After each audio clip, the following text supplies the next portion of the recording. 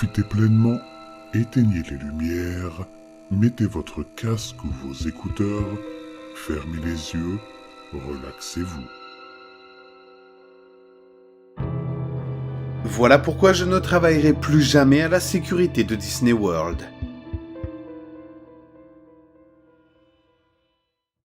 Je travaille à la sécurité de Disney World, l'endroit le plus heureux du monde.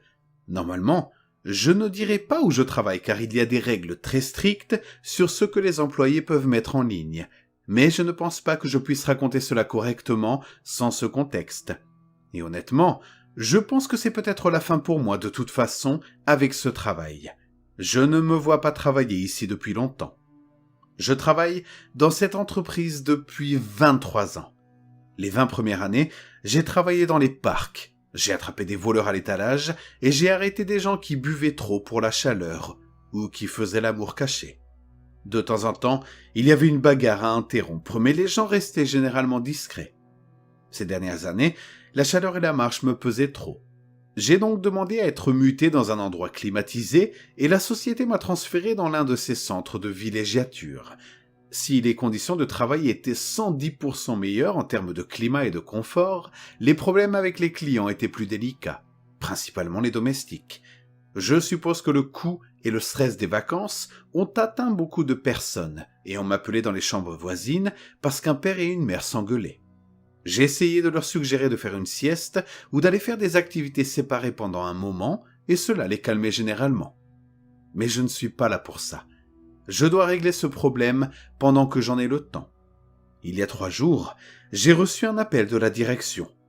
Apparemment, quelques jours auparavant, le service d'entretien était passé dans une chambre qui aurait dû être rendue ce jour-là. La chambre est rendue lorsqu'un client part vers 11h du matin et que le client suivant arrive vers 15h. Et tous les objets des clients étaient encore dans la chambre. Le service d'entretien en a pris note et est reparti. Mais les 2 jours suivants, lorsqu'ils sont entrés dans la chambre, tout était encore là et n'avait pas été touché. Je suis allé vérifier et bien sûr, il y avait une chambre vide pleine de bagages, de vêtements d'en-cas, de jouets, de tout ce dont une famille peut avoir besoin pour des vacances. Le gérant avait déjà vérifié la réservation précédente et il s'agissait d'une famille. Un père, une mère et 2 petits-enfants.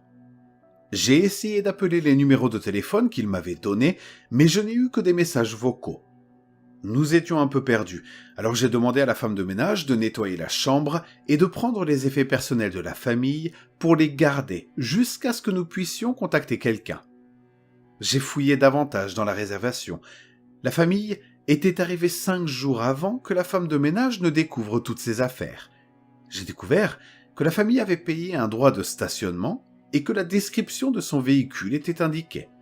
J'ai parcouru rapidement les parkings et j'ai facilement localisé leur véhicule.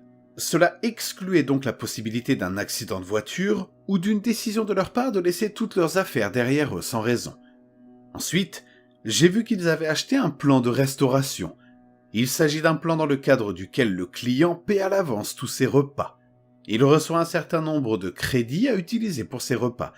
Cette famille n'avait utilisé que 3 crédits, et le dernier 2 jours après leur arrivée. Il semble que le jour de leur arrivée, ils soient arrivés tard et soient probablement restés dans le complexe. Le lendemain, ils ont utilisé 2 crédits à Epcot. Le deuxième jour, ils n'ont utilisé qu'un seul crédit au Magic Kingdom, et ce, à l'heure du petit déjeuner. Chez Disney, nous avons ce que l'on appelle les bracelets magiques. Les bracelets magiques sont portés par les clients et servent de clés de chambre, de billets de parc, de cartes de crédit, de paiement de réservation de restaurant, de Fast Pass, vous savez le système utilisé pour éviter les files d'attente, et bien plus encore. Il m'a fallu un peu de travail, mais j'ai finalement pu consulter l'historique Fast Pass de cette famille. Le jour où ils sont allés au Magic Kingdom, ils ont pris leur petit déjeuner dans un restaurant du parc, ont fait quelques tours de manège, puis ont fait leur dernier tour de manège. C'était la visite de l'attraction It's a Small World, vers 11h. Enfin, il était temps de faire appel à quelqu'un d'autre. J'ai appelé un ancien collègue du Magic Kingdom et lui ai demandé d'extraire les images de sécurité de It's a Small World à l'époque où ils y sont allés, et je me suis rendu sur place. Quand je suis arrivé, mon ami avait l'air très confus, presque désemparé, et il m'a montré ce qu'il avait trouvé. Il y a généralement une caméra dans la direction de l'embarquement et du débarquement des attractions. Les images montrent les personnes qui scannent leurs bracelets pour utiliser les fast pass pour l'attraction et qui montent à bord. Les images de la sortie de l'attraction montrent simplement les autres personnes dans leur voiture en train de sortir. Ils n'étaient pas là. Bien sûr, nous avons pensé au pire. Peut-être qu'un des enfants était tombé et que maman, papa et l'autre enfant étaient descendus au milieu de l'attraction pour les aider, et qu'ils avaient tous été blessés ou tués ou coincés dans une machine quelque part. Nous avons donc fermé le manège, en plein milieu de la journée. On a éteint la musique et on a allumé les lumières. Mon ami et moi avons parcouru le manège 3 fois avant d'appeler les secours. En fin de compte, près de 10 membres du personnel ont cherché et nous n'avons rien trouvé. À part 3 téléphones portables et un chapeau. Je n'en revenais pas.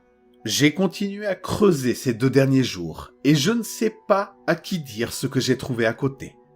J'ai appelé la police et je suppose qu'elle est en route, mais l'entreprise a l'habitude de dissimuler ce genre de choses et j'ai décidé que je ne pourrais pas vivre avec moi-même si je ne lançais pas une sorte d'avertissement.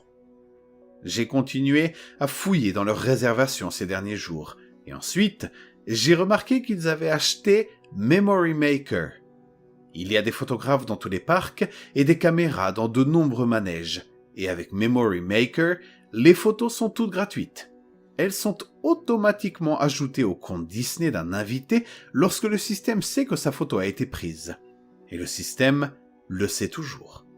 Grâce au bracelet magique, tout le monde sait toujours où il se trouve. J'ai ouvert leur album photo Memory Maker et je le jure, il y avait 732 photos. Les 30 premières photos sont assez normales.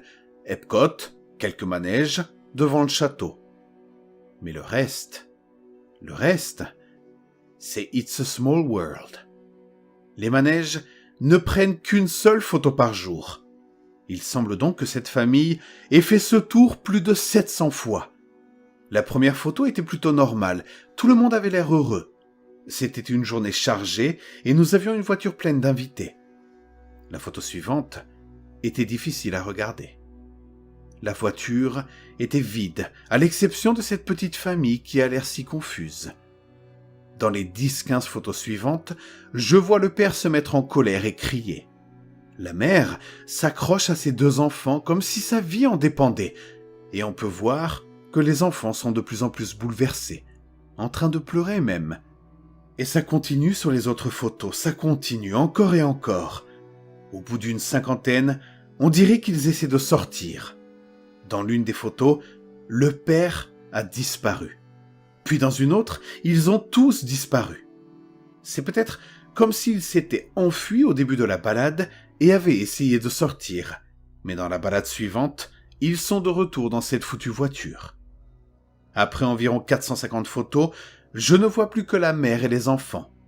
C'est seulement en regardant de plus près que je peux voir le père, ou peut-être juste son corps maintenant affalé sur l'un des autres sièges. Depuis la photo numérotée 675, il n'y a plus que la maman et un seul des enfants. Mais il y a un autre corps sur un autre siège. La mère et l'enfant ne bougent plus. Je pense qu'ils sont encore en vie, mais ils sont presque catatoniques. Ils regardent droit devant eux, tout pâles. Et je vous jure, sur ma vie, que les poupées bougent sur les photos. Sur certaines de ces photos, je peux voir qu'elles ne sont pas là où elles devraient être. J'ai même vu une photo avec une poupée dans la voiture avec la famille. J'ai arrêté de regarder pour avoir le temps de prendre mon déjeuner. Alors j'ai fermé l'album. Mais la taille du fichier a augmenté depuis que je l'ai fermé. Mon Dieu, est-ce que de nouvelles photos ont été ajoutées ? Je vois sur les caméras de sécurité que la police locale vient d'arriver. Elle va donc bientôt prendre le relais. J'aimerais savoir ce qui se passe, mais j'aimerais aussi que cette fichue affaire ne me tombe pas dessus. Je ne pense pas être en mesure de mettre à jour cette information. Après avoir parlé à la police, Je pense que je vais partir d'ici et ne jamais revenir. Je voulais que cela sorte, avant que Disney n'alimente les médias en mensonges pour dissimuler les raisons de la disparition d'une famille entière. Parce que voyez-vous, ils n'ont pas disparu. Et moi, je suis le seul à savoir exactement où ils sont.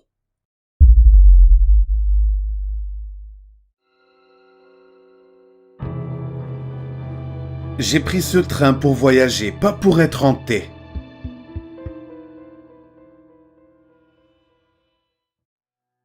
Premier jour. Après avoir rangé nos bagages sous la couchette du bas et pris quelques instants pour nous adapter à notre nouvelle maison pour les 7 prochains jours, nous nous sommes tournés vers notre compagne de voyage, ou l'inconnue, qui a rendu le voyage un peu moins cher. Elle semblait assez agréable. Elle s'appelait Elena. Elle avait 25 ans. Elle était étrangère, originaire d'Europe de l'Est, je suppose, d'apparence moyenne.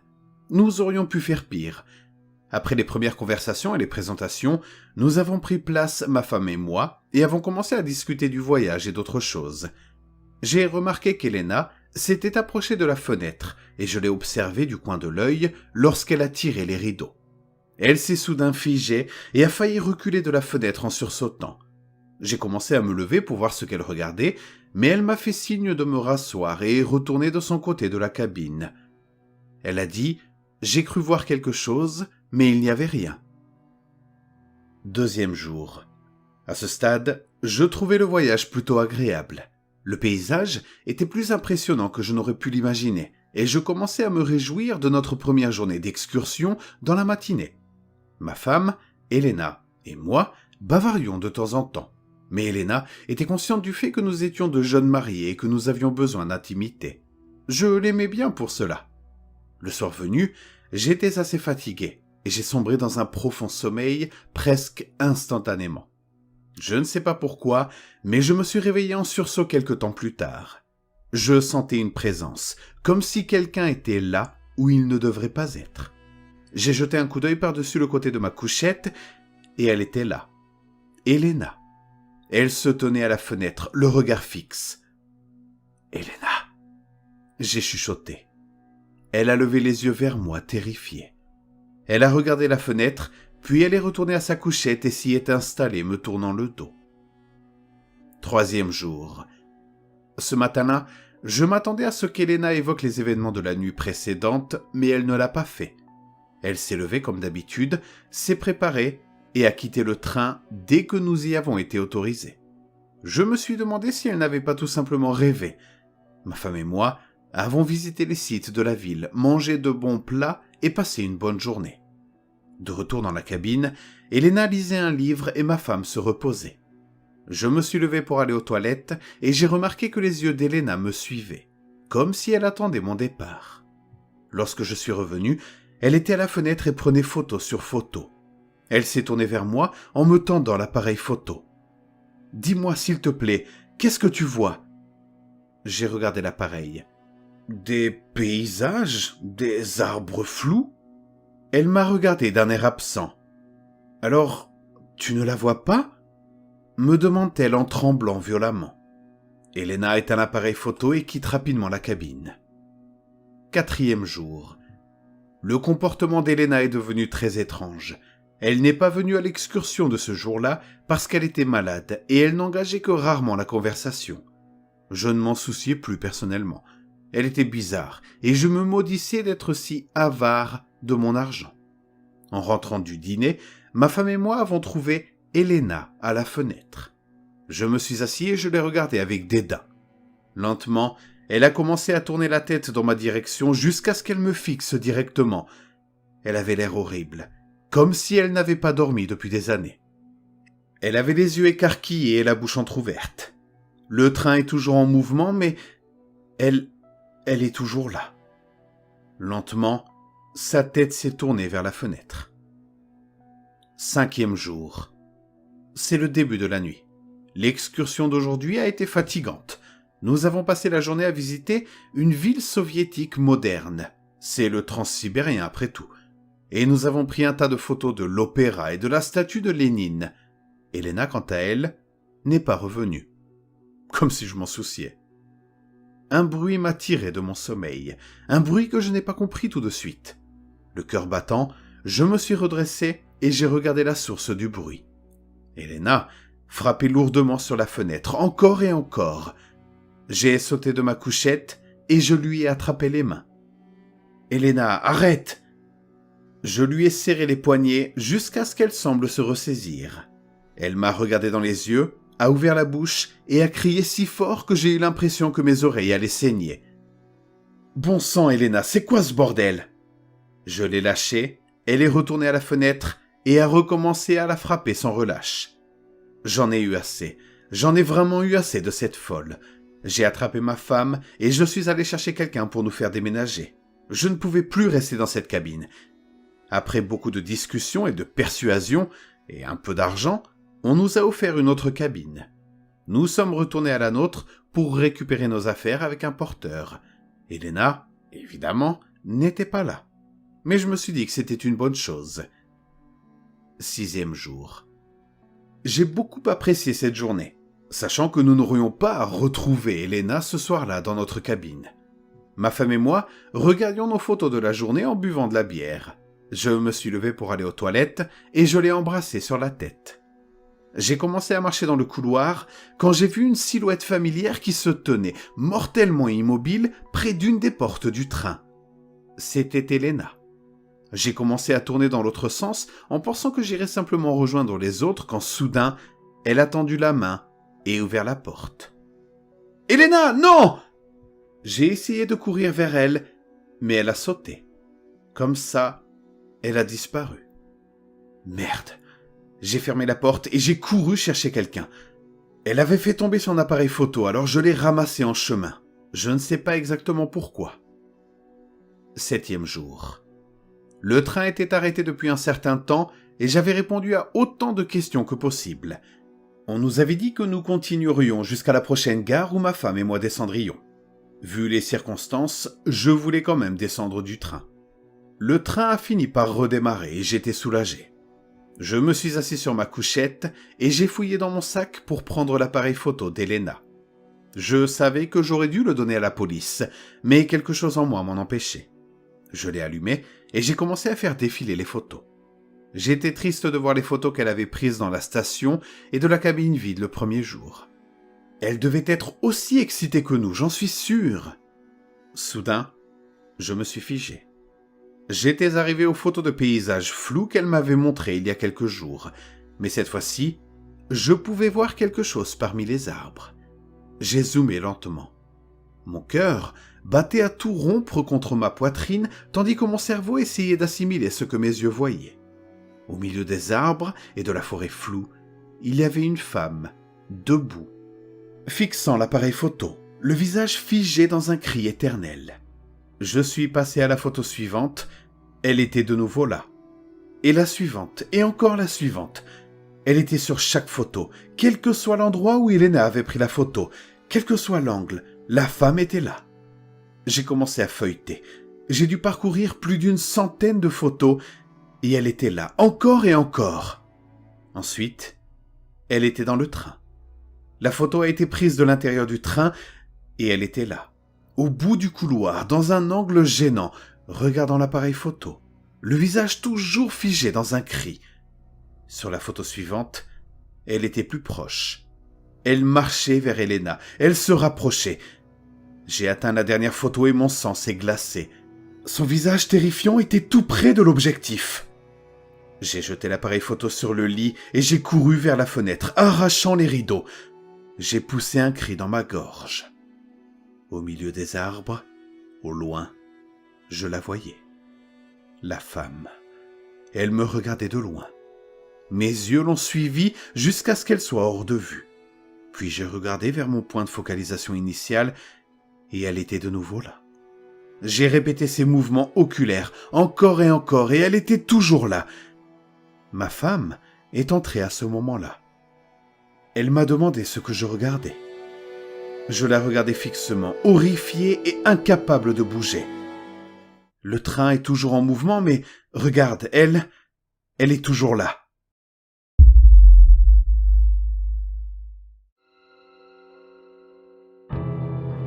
Le bus scolaire passe, mais les enfants ne reviennent jamais.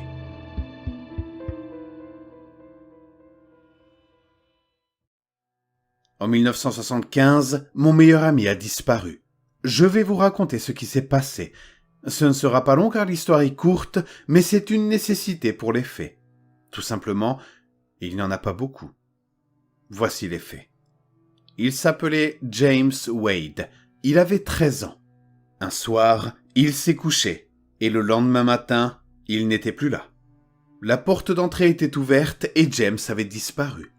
La maison, pour autant que l'on puisse en juger, n'avait pas été cambriolée, et il n'y avait aucun signe de perturbation. James n'était pas un enfant à problème, et ses parents étaient honnêtes, aimants et travailleurs. Ils vivaient tous ensemble dans un quartier agréable de la classe moyenne en banlieue. Personne ne l'a jamais revu. La police n'avait aucune piste, aucun indice, et surtout, aucun suspect. L'histoire commence et s'arrête là. Enfin, à peu près. Pas tout à fait, en fait. James a disparu dans la nuit de mercredi à jeudi. Je l'ai vu à l'école plus tôt dans la journée et il m'a dit que la nuit précédente, quelque chose l'avait réveillé aux premières heures du matin. Il n'a pu me dire exactement quoi. On était à la fin du mois de novembre et lorsqu'il s'était couché, le vent hurlait de toutes ses forces. Mais lorsqu'il s'était réveillé, tout était d'une immobilité mortelle. Peut-être que le silence soudain l'avait réveillé. Le sommeil est étrange comme ça. Quoi qu'il en soit, lorsqu'il s'est réveillé, il s'est réveillé avec un sentiment d'effroi rampant, comme s'il sortait d'un cauchemar. Et alors qu'il était allongé là, le cœur battant dans sa poitrine et le silence martelant ses oreilles, il a entendu quelque chose. C'était faible au début, presque imperceptible. Le grondement pas et lourd d'un gros moteur diesel.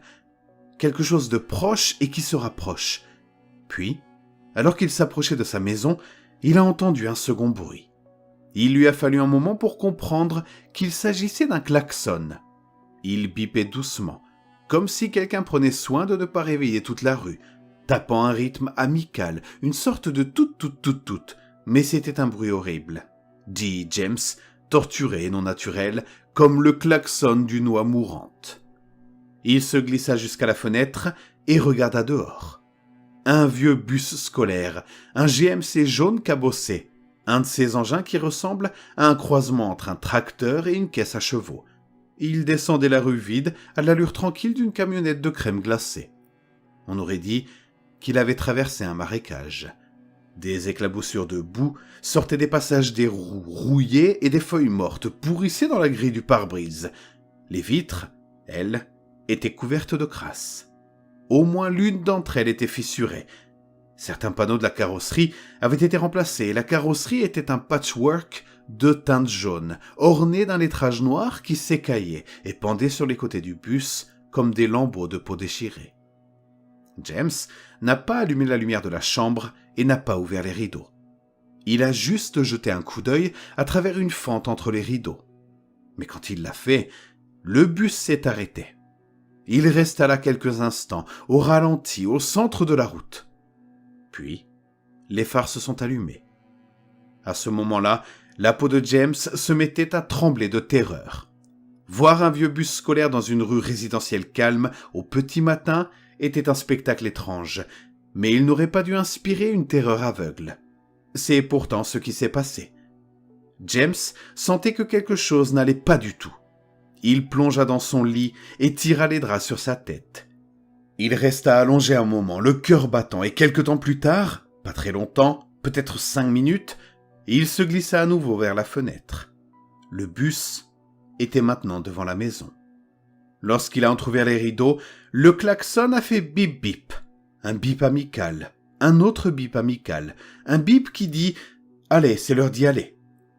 James retourna se coucher et cette fois, il ne bougea plus.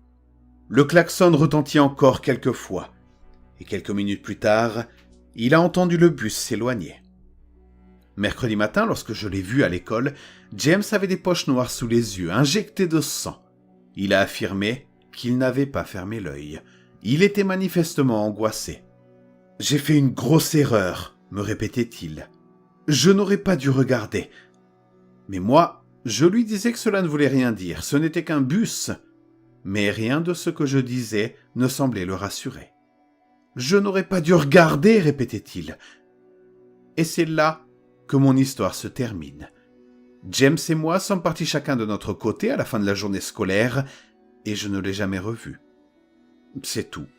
Pas de grande révélation, pas d'explication, pas de rebondissement, pas d'apogée, pas de cliffhanger, pas de shock ending, rien.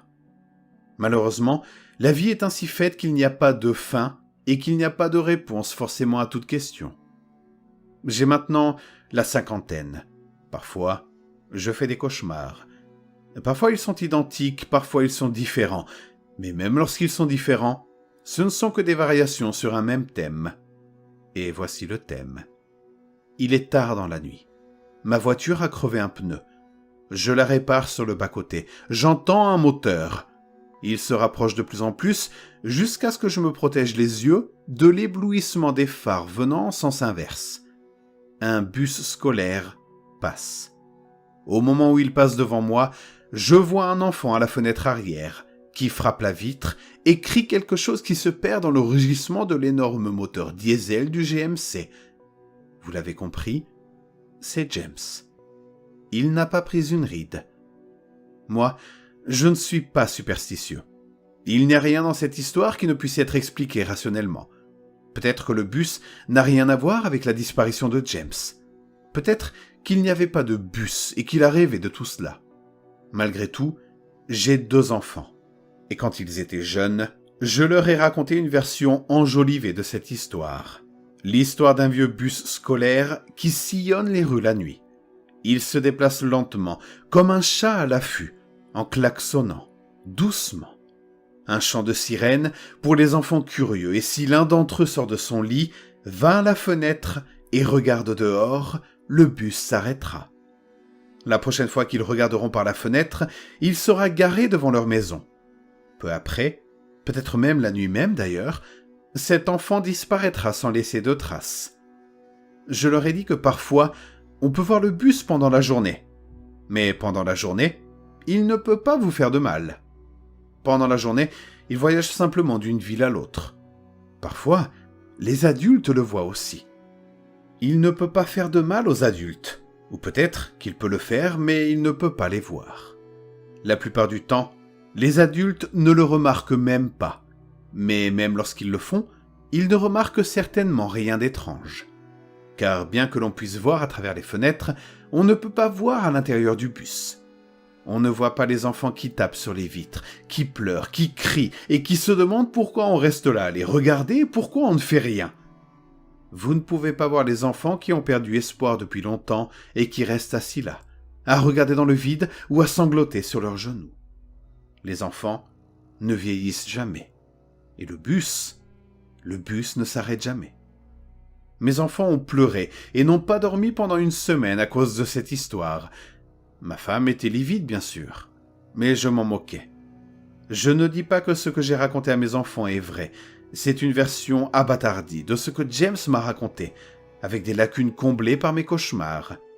Néanmoins, il m'a semblé important que mes enfants sachent que s'ils sont couchés dans leur lit et s'ils entendent le bruit d'un moteur et d'un klaxon, ils doivent l'ignorer. À défaut, ils doivent sortir en courant de leur chambre et venir grimper dans le lit avec leur mère et moi. La seule chose que je leur demande, c'est de ne pas regarder par la fenêtre.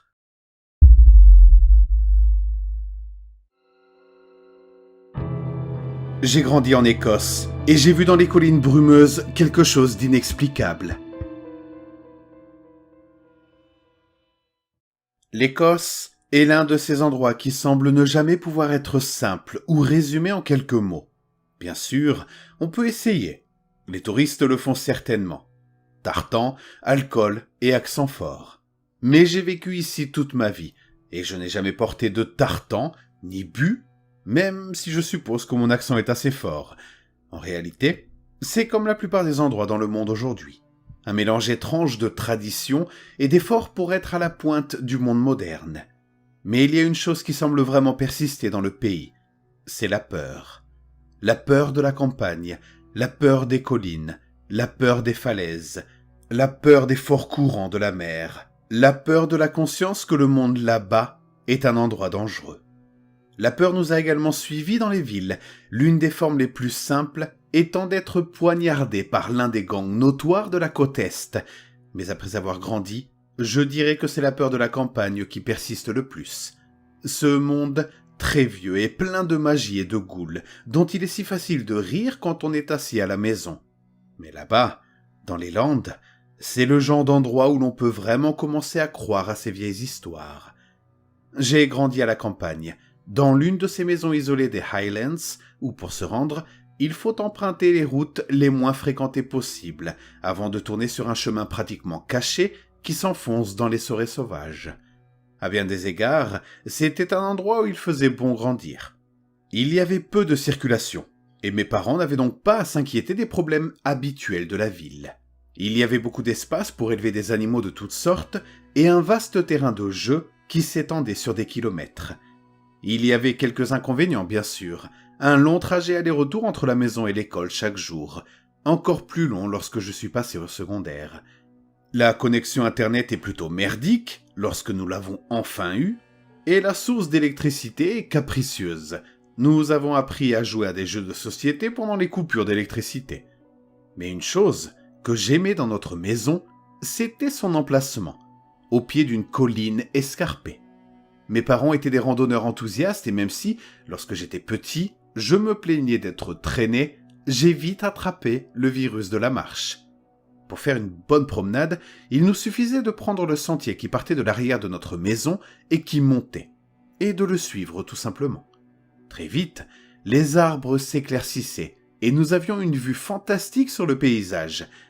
C'était aussi le genre de colline proche de plusieurs autres d'un côté, le genre de collines qui semblent se fondre les unes dans les autres et qui se profilent de manière intimidante, bordant la vue depuis la fenêtre d'une voiture sur le long tronçon de route en direction d'Inverness. Et si vous aimez marcher, vous adorerez ces collines. Bien sûr, mes parents ont toujours été prudents quand j'étais petit. C'était vraiment le genre d'endroit où on ne voudrait pas qu'un petit enfant se promène tout seul. Mais une fois que j'ai été plus grand, j'ai été autorisé à sortir tout seul, en promettant de m'en tenir au sentier indiqué et de ne pas aller trop loin. Je pense que c'est la même chose dans votre pays, mais les enfants n'écoutent jamais vraiment leurs parents, n'est-ce pas? Bien sûr, en grandissant, mes parents sont devenus beaucoup plus laxistes en ce qui concerne les règles, et ont estimé que j'étais capable de me débrouiller tout seul. Et en général, j'ai eu de bonnes expériences à flanc de colline. J'ai découvert ce que je ne peux décrire que comme la gloire de la marche, la sensation d'être complètement isolé et de ne faire qu'un avec la nature, l'immensité de tout, le fait de savoir que le chemin que je suivais était un chemin que les gens avaient emprunté il y a de nombreuses générations. Mais je suppose que cette histoire concerne les mauvaises expériences que j'ai vécues là-haut. Aussi beau que soit le paysage, il y a autre chose en Écosse. Le temps est aussi imprévisible que nos propres tempéraments. Une fois, alors que j'avais environ 9 ans, j'en avais assez de regarder la télévision, et j'ai décidé de sortir me promener, en emmenant l'un de nos 3 chiens, Penny, un border collie, et j'ai erré sur le flanc de la colline. Je me dirigeais vers cet amas de rochers que j'avais surnommé Stonehenge, mais qui était en réalité un ancien cairn qui avait été renversé et dont les pierres avaient été éparpillées au hasard. C'était un peu à l'écart des sentiers battus, mais pas trop loin de la zone de sécurité. J'aimais bien aller là-haut pour jouer à être un néandertalien ou un ouvreur de tombes. Je ne me souviens plus des détails. Mais ce dont je me souviens, c'est que j'étais tellement pris dans mes imaginations et mes jeux que je ne me suis pas rendu compte que le temps avait pris une mauvaise tournure et qu'un mince voile de brume s'était installé et devenait de plus en plus épais. Je l'ai remarqué, et même si je commençais à avoir des doutes, je pouvais toujours voir le sentier. Alors j'ai haussé les épaules et j'ai continué à jouer. L'instant d'après, Penny a aboyé bruyamment, et je me suis tourné vers elle pour voir pourquoi elle s'était mise dans tous ces états. Mais en me retournant, je l'ai vue se diriger vers moi à toute vitesse, les dents serrées. Quand un chien se précipite sur vous, comme s'il était sur le point d'attaquer, c'est assez effrayant, surtout quand on est si jeune. J'étais encore gelé, essayant de comprendre où je devais courir quand Perry avait déjà sauté sur moi, me faisant basculer. et je suis tombé dans l'espace entre deux des plus grosses pierres. Heureusement, je ne me suis pas ouvert le crâne sur une pierre, mais la chute était suffisamment effrayante et je me suis recroquevillé en gémissant, convaincu que ma chienne s'était retournée contre moi et qu'elle allait me déchirer en lambeaux. Elle planait au-dessus de moi, ses dents à quelques centimètres de mon cou, mais au lieu de les tendre, elle continuait à grogner contre quelque chose qui n'était pas moi. Elle a aboyé, et j'ai senti son poids se détacher de moi, furieuse contre quelque chose que je ne pouvais pas voir entre mes doigts. Je suis resté immobile pendant je ne sais pas combien de temps, mais j'ai eu l'impression que c'était une éternité. Enfin, elle cessa de paraître sur le point d'attaquer et revint vers moi, me léchant timidement le visage. Je pris mon courage à deux mains et me mis à genoux avant qu'elle ne m'éloigne de l'endroit où elle s'était postée. Je me levai et me dirigeai vers le chemin. Et Penny resta à mes côtés, toujours mal à l'aise. Elle se détendit un peu lorsque nous rencontrâmes le sentier piétiné, mais lorsque je trébuchai rapidement vers la maison, mes jambes frôlaient toujours son flanc à chaque pas. J'ai dû m'expliquer avec mes parents quand je suis rentré, mais ils étaient habitués à ce que je sois un peu sale et griffé quand je jouais dans la forêt. J'ai mentionné à quel point Penny s'était mise sur la défensive, mais nous avons tous fini par l'écarter en pensant qu'il s'agissait peut-être d'un mouton égaré contre lequel elle avait grogné. La deuxième expérience que j'ai vécue s'est déroulée quelques années plus tard, à l'âge de 15 ans. C'était l'âge où je passais probablement le moins de temps à l'extérieur pour me promener, car j'avais été happé par le monde de l'Internet et j'étais en mesure de communiquer avec mes amis de manière relativement bon marché à la maison, ce qui m'enthousiasmait beaucoup. Bref, ce samedi-là, Internet était tombé en panne et j'étais devenu de plus en plus furieux. J'ai extériorisé ma frustration en criant à mes parents à quel point il était horrible de vivre si isolé. Et à la manière typique d'un adolescent, j'ai quitté la maison en claquant la porte. Sachant qu'il risquait de me suivre sur la route de la civilisation, j'ai pris la direction opposée et j'ai grimpé le long de la colline. Lentement, ma frustration a diminué à mesure que j'évacuais ma colère par l'exercice physique, et je me suis surpris à sourire en regardant la vue que je n'avais pas vue depuis des mois, ayant oublié à quel point la marche était glorieuse. Alors, au lieu de rentrer chez moi d'une humeur beaucoup plus raisonnable, j'ai décidé de profiter de la campagne cet après-midi-là, et j'ai commencé à errer sur le flanc de la colline.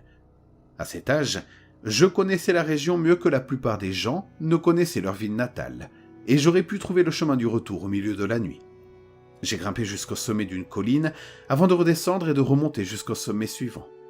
En regardant dehors, j'ai vu que le temps se gâtait à nouveau et j'ai pris le chemin du retour.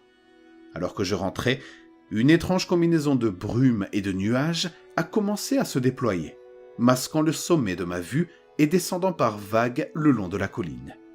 C'est à ce moment-là que j'ai commencé à me sentir bizarre. J'ai ressenti une sensation étrange, un picotement dans la colonne vertébrale, si vous me permettez ce cliché. Et mes pas, bien qu'habituellement forts et réguliers, m'ont semblé incertains.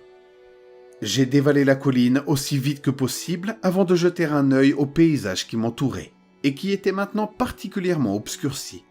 C'est alors que j'ai vécu l'expérience la plus terrifiante de ma vie. Aussi stupide et typique que cela puisse paraître, j'ai ressenti du doute. Un doute sur l'endroit où je me trouvais. J'en avais une vague idée, mais je me demandais si j'étais vraiment là où je pensais être. Comme je l'ai déjà dit, je connaissais si bien cette colline que ce moment de doute m'était complètement étranger. J'ai alors fait ce que n'importe quel adolescent de 15 ans ferait dans une telle situation. J'ai paniqué. La panique aveugle est l'une de ces choses dont on a honte ou que l'on ne comprend pas vraiment en tant qu'observateur, mais c'est ce que j'ai vécu là-haut. Tout est devenu si silencieux et tout ce que je pouvais entendre, c'était les battements de mon cœur. Mes respirations sont devenues irrégulières, superficielles. J'inspirais trop peu, j'expirais trop.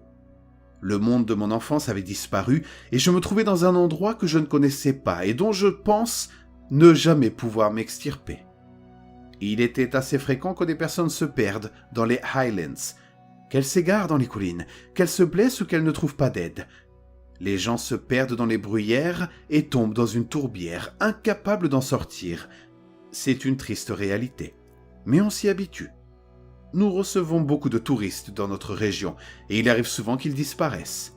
Le nombre de tasses de thé que nous avons servies aux équipes de secours est incalculable, et il est triste de constater que nous semblons avoir adopté une attitude extérieure, que nous sommes un peu insensibles, et que nous pensons plutôt que les touristes sont un peu idiots de s'être perdus là-haut et de ne pas avoir suivi les sentiers. Mais à ce moment-là, j'ai vraiment cru que moi, je n'allais pas rentrer chez moi. Alors j'ai craqué et j'ai couru.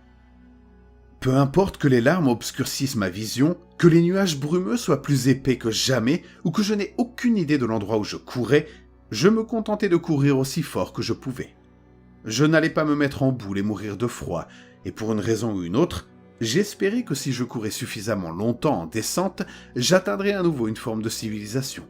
Mais cela dépendait entièrement de la colline sur laquelle je me trouvais. J'ai trébuché en essayant de ne pas tomber, bien que je sois sûr de m'être tordu la cheville en labourant le terrain inégal, jusqu'à ce que finalement, je tombe. Et j'ai crié, un vrai cri complètement incontrôlable, alors que je tombais violemment sur le sol. Je me suis cogné le visage contre quelque chose de dur et j'ai crié à l'agonie. Je me suis tâté le visage et j'ai découvert avec effroi une substance chaude et collante sur mon visage.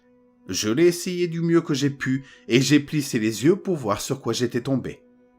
J'ai failli pleurer de joie lorsque j'ai réalisé que j'avais dû trébucher sur l'un des rochers de Stonehenge.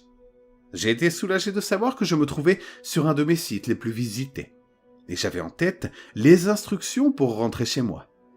Même si c'est un peu pathétique de l'admettre, j'ai rampé jusqu'au chemin et j'ai pleuré de soulagement lorsque je l'ai atteint.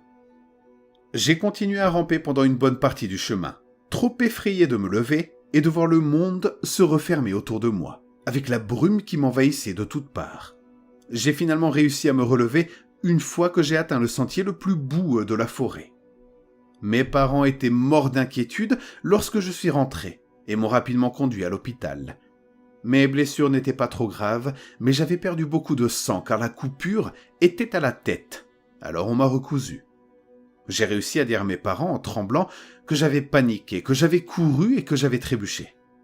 On pourrait facilement mettre cela sur le compte de la nervosité ou du fait que je n'avais pas marché là-haut depuis quelques mois, mais je sentais au fond de moi qu'il y avait quelque chose de plus profond que cela.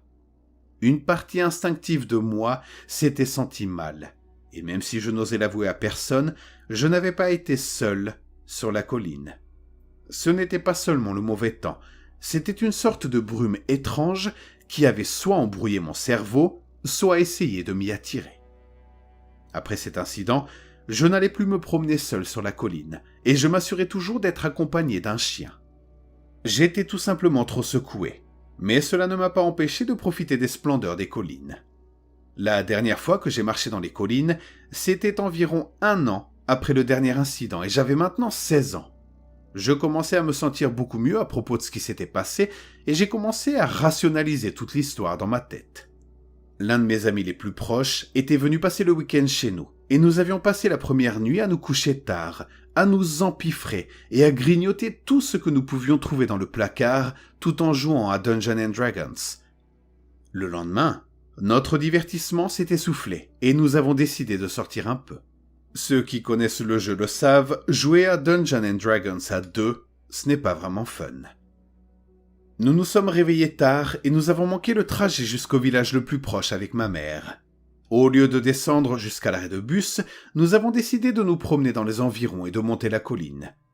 Nous avons ri et plaisanté, et j'ai montré à mon ami l'endroit où je m'étais ouvert la tête, ainsi que le cairn au sommet de la colline. Et nous avons passé de bonnes heures à nous promener lentement sur les flancs de la colline. Une fois de plus, nous avons perdu la notion du temps, et il commençait à faire un peu sombre. Alors, nous avons commencé à rentrer chez nous. Une brume s'était installée, et je me sentais un peu désorienté, comme lorsque j'avais 15 ans. Cependant, j'ai respiré profondément, contrôlé mes émotions et continué à avancer calmement. Au bout d'un moment, mon ami a commencé à s'inquiéter à voix haute. Il m'a demandé si j'étais sûr qu'on allait dans la bonne direction. Je lui ai répondu oui avec confiance, en essayant de garder une voix assurée. Il y a eu une pause et nous avons marché en silence pendant 5 minutes. Il m'a demandé comment cela se faisait que ça prenne autant de temps. et il m'a redemandé si j'étais sûr de savoir où nous étions. J'ai tout simplement acquiescé. Mon ami a fait un geste en direction du paysage blanc. Je ne savais pas comment répondre à cette question. Je me fie toujours à mon instinct. J'aurais pu indiquer quelques formes de rochers que nous avions dépassés et que je connaissais bien. Mais je ne pense pas que cela aurait été très convaincant. Mon ami savait que je m'étais perdu ici une fois, et de toute évidence, cela jetait un doute sur la justesse de mon jugement. J'ai regardé autour de moi et j'ai réalisé pour la première fois à quel point tout semblait d'une blancheur aveuglante. C'est alors que j'ai vu quelque chose d'autre dans la brume. En jetant un coup d'œil à mon ami, j'ai vu qu'il avait lui aussi aperçu la silhouette. Il était difficile de bien voir, mais on aurait dit que quelqu'un d'autre s'était fait surprendre par ce temps ridicule. Un pauvre bougre trébuché, l'air perdu. Je soupire et m'apprête à dire que je vais aller chercher la personne et la ramener avec nous, quand mon ami prend la parole en premier. « Écoute, pourquoi on n'irait pas lui demander notre chemin ?» me demande-t-il. J'ai étouffé un rire. D'une certaine manière, je ne pense pas qu'ils seront d'une grande aide. C'est probablement un touriste. » Mon ami m'a regardé avec incrédulité. « Qu'est-ce que tu racontes ?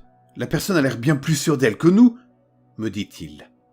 J'ai regardé un coup d'œil à la silhouette, qui semblait être tombée, confuse. « Écoute, viens avant qu'il ne parte. » Mon ami a commencé à se diriger vers la silhouette. « Non !» Je l'attrape par le bras. Mon ami me demande ce qui se passe. J'ai parlé dans un murmure pressant. « Là, la chose là-bas, elle est debout ?» Mon ami a regardé la silhouette avant de se retourner et de rouler des yeux. « Ben oui !» me dit-il. J'ai regardé, mais j'étais sûr que la silhouette était bel et bien au sol, à tâtons. Je commençais à dire qu'on devrait y aller, mais mon ami m'a coupé la parole. Je lui ai dit « chut » et je lui ai demandé de baisser la voix. Je lui ai demandé de reculer lentement. Ce à quoi il m'a répondu « Oh, pour l'amour de Dieu, écoute, je vais juste prendre une minute pour aller demander au gars si on va dans la bonne direction, d'accord ?» J'ai secoué la tête, mais il a arraché son bras de mon emprise. Il m'a fait une grimace et s'est éloigné en direction de la silhouette. Je l'ai regardé partir, tandis que lui et la silhouette disparaissaient lentement de mon champ de vision. J'ai attendu 10 minutes, puis je suis rentré chez moi.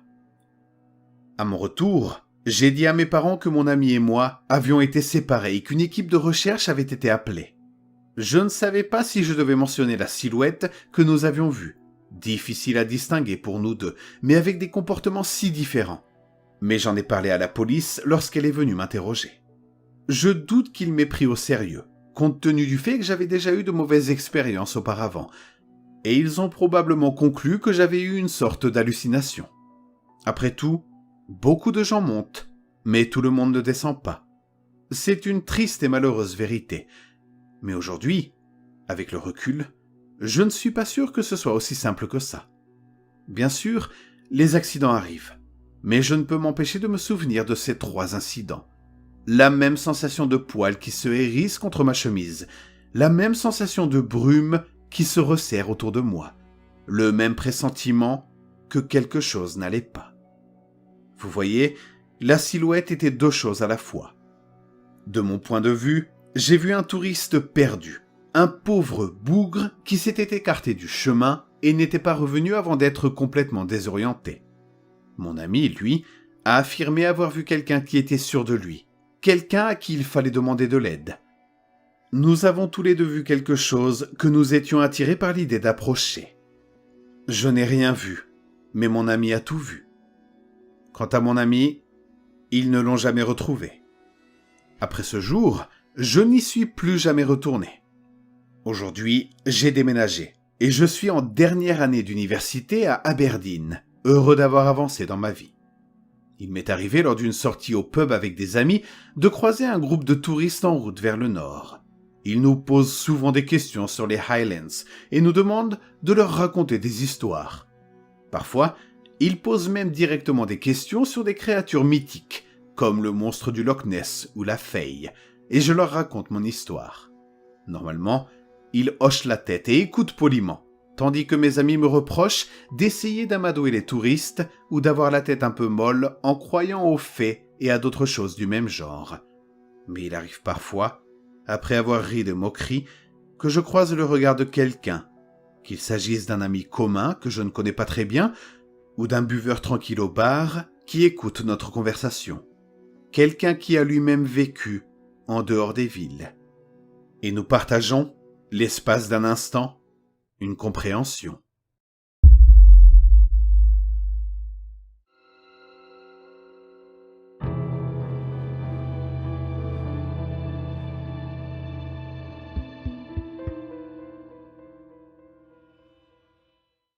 J'ai été une belle jeune femme, pleine d'amour et de vie. Ma peau blanche était douce et chaude, mon ventre gonflé d'une vie nouvelle, et mon mari, Edward, me tenait la main. Edward était un homme bon. Nous nous sommes mariés jeunes, au printemps, lorsque l'air était chargé du parfum des arbres en fleurs, et que le sol était humide de rosée. Je me souviens de son sourire lorsqu'il a levé mon voile, comme s'il me voyait pour la première fois. Ses yeux bleus et doux se plissaient sur les côtés lorsqu'il m'a dit qu'il m'aimait. Qui aurait pu savoir que cet homme deviendrait ma malédiction? Cet homme bon et doux, dont l'amour m'a donné une telle vie que je ne pourrais vivre éternellement. L'hiver arriva, et mon ventre se gonfla du fruit de notre amour. Les vents froids me forçaient à rester à l'intérieur, et les servantes s'occupaient de mes moindres besoins. Je passais de nombreux jours à coudre près du feu, chantant doucement des chansons sans signification pendant des heures. Et puis une nuit, je l'ai senti. La douleur était immense, comme si j'avais été déchirée de l'intérieur. J'ai crié pour appeler mes servantes, et l'une d'elles a pris mon bras dans ses bras et tenté de me conduire à ma chambre. Une autre a couru chercher Edward, qui a franchi la porte avec fracas, les traits tirés par la peur et l'excitation. Il a pris mon autre bras et on m'a emmenée alors que je gémissais dans les escaliers, gémissant et soufflant d'effort. Lorsque j'ai été enfin en sécurité dans mon lit, le médecin est arrivé. Il s'est mis au travail et m'a ordonné de pousser et de respirer pendant qu'Edward me tenait la main. Nous étions tous les deux trempés de sueur. Soudain, le médecin s'est arrêté. Il a parlé à voix basse à la sage-femme et celle-ci a fait sortir Edward de la chambre. Il a protesté furieusement, criant par-dessus son épaule. « Je suis avec toi, Johanna !» J'ai souri à travers les queues de rats de mes cheveux détrempés et je l'ai calmé. « N'aie pas peur pour moi, Edward. Je serai en sécurité ici. » Ma voix, bien que déchirée par la douleur, semblait étonnamment calme. Il me regarda désespérément et la porte se referma devant lui. C'est la dernière fois que j'ai vraiment vu Edward. Le médecin m'a dit que je saignais trop abondamment et qu'il ne pouvait pas l'arrêter. J'ai crié « Mon bébé va-t-il vivre ?» Mais je ne me souviendrai jamais s'il m'a répondu. À cet instant, le monde a semblé s'engourdir. La douleur est restée, mais elle s'est émoussée comme un couteau. La pièce a semblé devenir grise sous mes yeux. Je voyais le médecin soulever mon enfant dans une couverture imbibée de sang, mais je n'entendais que le bourdonnement colossal de mes oreilles, et je ne savais pas si le nourrisson avait pleuré. Les ténèbres se sont refermées au coin de mes yeux, comme si je tombais dans un trou sans fin, et m'ont finalement enveloppé complètement. Pourtant, je ne suis pas vraiment partie. J'étais nouvelle, sortie de mon corps et debout dans le coin de ma chambre. Pendant un moment, tout est resté silencieux, à l'exception de la sonnerie, bien que la lumière me soit revenue. J'ai vu le médecin ouvrir la porte et parler à Edward, et je l'ai vu tomber à genoux et crier de douleur. J'ai vu les servantes halter, se couvrir la bouche, et la sage-femme bercer mon bébé dans ses bras en fredonnant doucement, les yeux rouges et piquants. Et j'ai vu mon corps, étendu sur ce lit ensanglanté, les yeux encore ouverts et plongés droit dans les miens. J'ai essayé de toucher ma main, mais mes doigts l'ont traversée. Nous nous sommes regardés un moment, comme si j'espérais que mon corps cligne des yeux et se redresse. Mais je suis restée là, stoïque, obstinément morte, et j'ai eu l'impression de maigrir, de me vider de tout. Les sanglots d'Edward, les pleurs des servantes et les cris de mon bébé m'ont réveillée de ma stupeur. Je suis allée voir la sage-femme, bien qu'elle ne me voie pas, mais dans ses bras dodus il semblait si petit. Lui aussi était couvert de sang, mais il était si vivant. Ses cris étaient les plus beaux que j'ai jamais entendus, et au milieu de toutes les pertes de mon foyer, une nouvelle vie nous a gratifiés. Pendant un certain temps, Edward n'a pas regardé notre enfant. Il laissa les servantes changer mes draps, puis me plaça parmi les nouveaux comme si je dormais. Il s'allongea à côté de moi et me serra dans ses bras toute la nuit, ses larmes trempant ma peau froide et morte. C'était comme s'il essayait de me réchauffer, de me ramener à la vie. J'aurais voulu le prendre dans mes bras, lui dire que j'étais toujours avec lui, mais je n'en avais pas la possibilité. Je me suis donc allongée de l'autre côté de mon cadavre, me reposant sur moi-même et regardant mon cher Edward dormir, souhaitant de tout mon cœur revenir auprès de lui. Mais je ne pouvais que regarder. Finalement, les pompes funèbres vinrent chercher mon corps. Edward ne s'opposa pas à eux, mais resta assis à les regarder, les yeux enfoncés et mort de chagrin. Lui et moi sommes restés ensemble à la fenêtre, pendant que nous regardions la charrette m'emporter, et j'ai tenu sa main. Bien que mes doigts fantomatiques ne puissent tenir aucune chose terrestre, il a semblé me sentir et à regarder sa main pendant un long moment, puis mon visage ou l'endroit où mon visage aurait été. Il a resserré son emprise sur l'air, mais j'ai senti que nous étions ensemble, par-delà les mondes de la vie et de la mort, et je pouvais presque sentir la chaleur de sa main sur la mienne. Il n'en parla pas, bien sûr, mais ce soir-là, il se rendit dans la chambre du bébé, où l'infirmière était assise et tricotait à côté de lui. Il l'a renvoyée et s'est assis à sa place. Il a regardé notre enfant, puis s'est adressé à l'ensemble de la pièce. « Tu es avec moi, Johanna ?» dit-il. « Oui !» m'écriai-je, mais il ne m'entendait pas. Il attendit une réponse et, désespéré, je tapai du bout des doigts sur le mobile au-dessus du lit.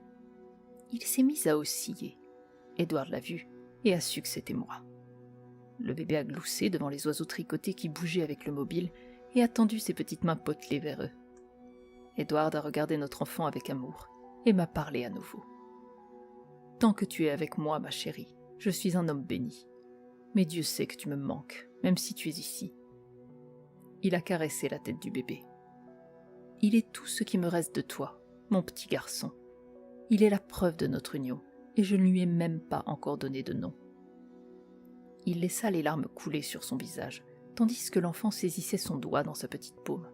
« Jonathan, » murmura-t-il, en souvenir de ma Johanna. J'ai souri et je me suis tenue à côté de lui, alors qu'il berçait notre fils comme un portrait de famille tordu. J'ai posé ma main sur son épaule et nous lui avons chanté ensemble une chanson folklorique que ma mère m'avait chantée quand j'étais enfant et que la mère d'Edward lui avait chantée aussi. Dors maintenant, mon amour, car toute la nuit, dors doucement jusqu'à ce que la lumière réchauffe ton cœur et ton esprit et t'enseigne la sagesse, l'amour et la gentillesse. Dors maintenant, mon amour, car toutes les étoiles scintillent, regardant le lointain.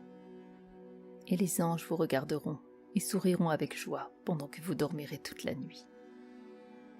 Edward dormit dans le fauteuil cette nuit-là, Jonathan reniflant doucement dans ses bras. Sous ma nouvelle forme spectrale, je ne pouvais pas dormir, mais je me contentais d'observer ma famille et de rester avec elle. 3 années passèrent, et Jonathan devint un beau jeune garçon, avec les yeux bleus brillants d'Edward et mes doux cheveux bruns. Les servantes l'adoraient, et Edward l'adorait. Nous nous asseyions ensemble par terre et nous jouions, et Jonathan semblait sentir ma présence auprès de lui, tout comme Edward. Parfois, une servante surprenait Edward en train de me parler et s'éloignait pour bavarder, mais elle ne nous dérangeait pas. Nous étions une famille parfaite. Cet hiver-là, après son 3e anniversaire, Jonathan tomba terriblement malade. La fièvre montait, des perles de sueur coulaient sur sa petite tête, et Edward pleurait. Le pire, c'était la toux. Je ne pouvais pas tenir mon bébé dans mes bras et lui dire que tout irait bien, mais seulement le regarder cracher du sang et des mucosités. Son petit corps dodu s'était émacié, et son visage s'était assombri sous l'effet de la maladie.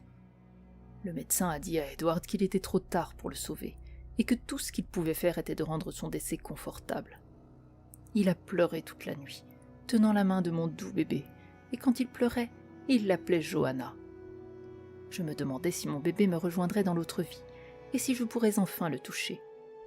J'avais vu d'autres esprits dans ce royaume, le fantôme du garçon du jardinier qui avait été écrasé par la chute d'un arbre, le spectre du vieil homme qui avait vécu ici avant nous et qui était mort dans son sommeil, mais pas beaucoup. Je leur avais parlé 1 ou 2 fois, mais l'un après l'autre, ils m'ont quitté. Le vieil homme a été le premier. Il est parti moins d'1 mois après mon arrivée dans ce monde, et le garçon du jardinier est parti lorsque son père est mort, après qu'une force terrible a provoqué l'arrêt de son cœur.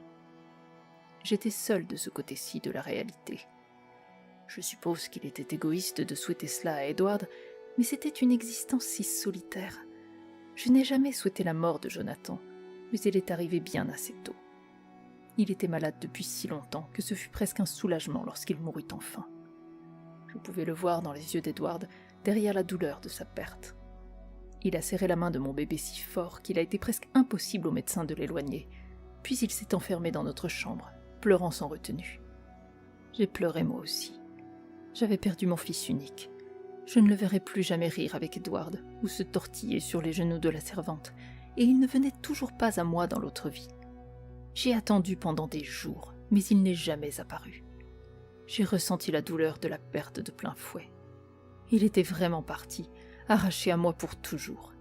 J'ai crié et hurlé, et le chagrin s'est transformé en fureur, me donnant la force de jeter les vases de leur place, de briser les miroirs et de défoncer les portes dans ma quête éperdue de mon fils. Les servantes, rendues presque folles par la peur, appelèrent le prêtre pour qu'il exorcise la maison, mais Edward ne lui permit pas de m'emmener. Nous avons cherché ensemble, moi dans le monde des esprits et lui dans ses rêves, mais il n'y avait toujours aucun signe de Jonathan. Edward quittait à peine sa chambre, mais il s'asseyait dans son lit et me parlait, même quand je n'étais pas avec lui. Je suppose que cela le réconfortait de ne pas être seul, mais j'étais seule et j'avais peur de l'être pour toujours. De nombreux médecins sont venus le voir, des amis et même des religieux, dans l'espoir de le ramener à la santé. Ils lui ont dit « Il ne faut pas s'attarder sur les rêves. Nous devons tous aller de l'avant. » Mais mon Edward refusa. Il leur a fait part de sa peur, leur a dit que j'étais restée en arrière, mais que Jonathan n'était pas revenu vers lui. Il leur a demandé si Jonathan était perdu et avait peur, ou si c'était moi qui étais restée en arrière. Ils se sont contentés de secouer la tête. « Johanna n'est pas là », disait-il, alors que je lui tenais la main. Mon malheur grandit et je devins plus forte avec lui. La rumeur s'est rapidement répandue dans la ville que ma maison était hantée. Les domestiques racontaient à leurs amis que des objets bougeaient, que des portes s'ouvraient et se refermaient d'elles-mêmes, que des bougies s'éteignaient sans vent et que mes cris désincarnés résonnaient dans toute la maison. Une servante, une simple créature appelée Marianne, époussetait la cheminée par une chaude nuit de juin et jeta par hasard un coup d'œil dans le miroir. Derrière elle, elle vit mon image fantomatique, assombrie par la fureur et la perte, mais lorsqu'elle se retourna, elle ne me vit pas. Elle a démissionné le soir même. Le cuisinier ne tarda pas à suivre après que j'eus forcé tous les couteaux à se jeter sur le mur, près de l'endroit où ils se trouvaient. Je n'ai jamais eu l'intention de leur faire du mal, seulement de les éloigner pour que nous puissions être seuls, mon mari et moi. Les rumeurs qu'il répandait étaient toxiques pour lui, et je savais que je devais le protéger. Je ne savais pas que j'étais en train de sceller mon propre destin. Une année entière s'écoula, et tous les domestiques de la région refusèrent de travailler pour Edward dans sa maison hantée. Jonathan n'était toujours pas rentré à la maison, alors Edward et moi nous asseyions près du feu et attendions en silence. Les domestiques indiscrets étant partis, je n'avais plus besoin d'agir par fureur, mais seulement d'aimer mon mari. Il lisait ses livres et je m'asseyais dans mon fauteuil pour le regarder, paisible. Lorsque nous étions ensemble, je me sentais à nouveau en sécurité, mais lorsqu'il dormait, je sentais la peur et la solitude remonter en moi, comme du vomi dans ma gorge, et une fois de plus, je mettais la maison en pièces et je pleurais Jonathan. Edward s'est pendu au lustre de la salle à manger le jour du 5e anniversaire de ma mort et de la naissance de Jonathan. Je me demande si j'ai vraiment essayé de le sauver ou si je l'ai laissé mourir pour qu'il puisse venir à moi. Je ne me souviens plus, cela fait tellement d'années. Personne n'avait travaillé pour mon mari depuis si longtemps qu'il fallut des jours avant qu'on ne trouve son cadavre, pourri par les chevrons. De nombreuses familles se sont installées après la mort d'Edward, mais aucune n'est restée très longtemps. Toutes sont parties précipitamment, en évoquant de terrifiantes hantises, des cris, des pleurs, des silhouettes sombres dans l'ombre. Peut-être Edward et Jonathan étaient-ils eux aussi piégés dans cette maison ? De nombreuses familles se sont plaintes de hantises que je n'ai jamais observées, d'un enfant qui riait, d'un homme qui chantait doucement. Peut-être était-il avec moi, mais inaccessible, ou peut-être les familles avaient-elles exagéré leurs histoires, mais quoi qu'il en soit, cela me mettait en colère.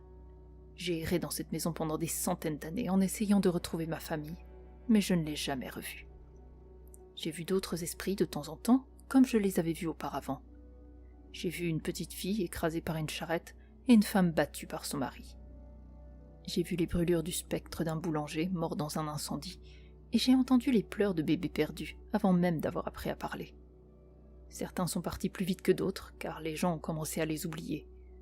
La femme battue disparut un jour, tandis que sa sœur décédait et que son mari prenait une nouvelle femme à tourmenter. Le boulanger est parti avec sa femme, et les bébés ont disparu lorsque leurs mères ont donné naissance à de nouveaux fils et filles. Mais les gens ne m'ont pas oubliée, dans ma maison hantée, toute seule.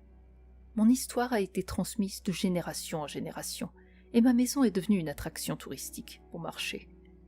Parfois, des adolescents s'introduisaient par les chambres des domestiques et se mettaient au défi de passer la nuit avec moi, ou bien des sans-abri se mettaient à l'abri du vent et de la pluie. Elles m'ont piégé ici, ces histoires.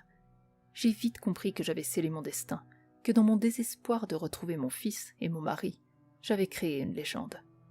Les gens se souviendraient toujours de moi, la mère qui s'est perdue avec son fils et qui a poussé son mari à la mort.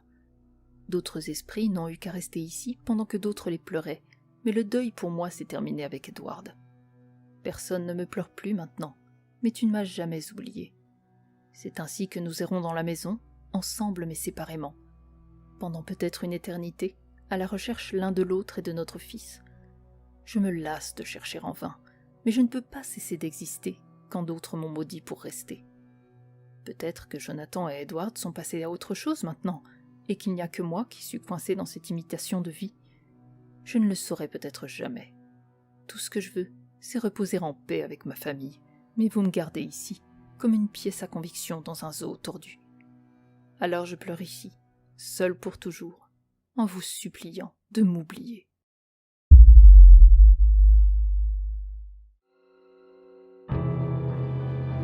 Lita Abak.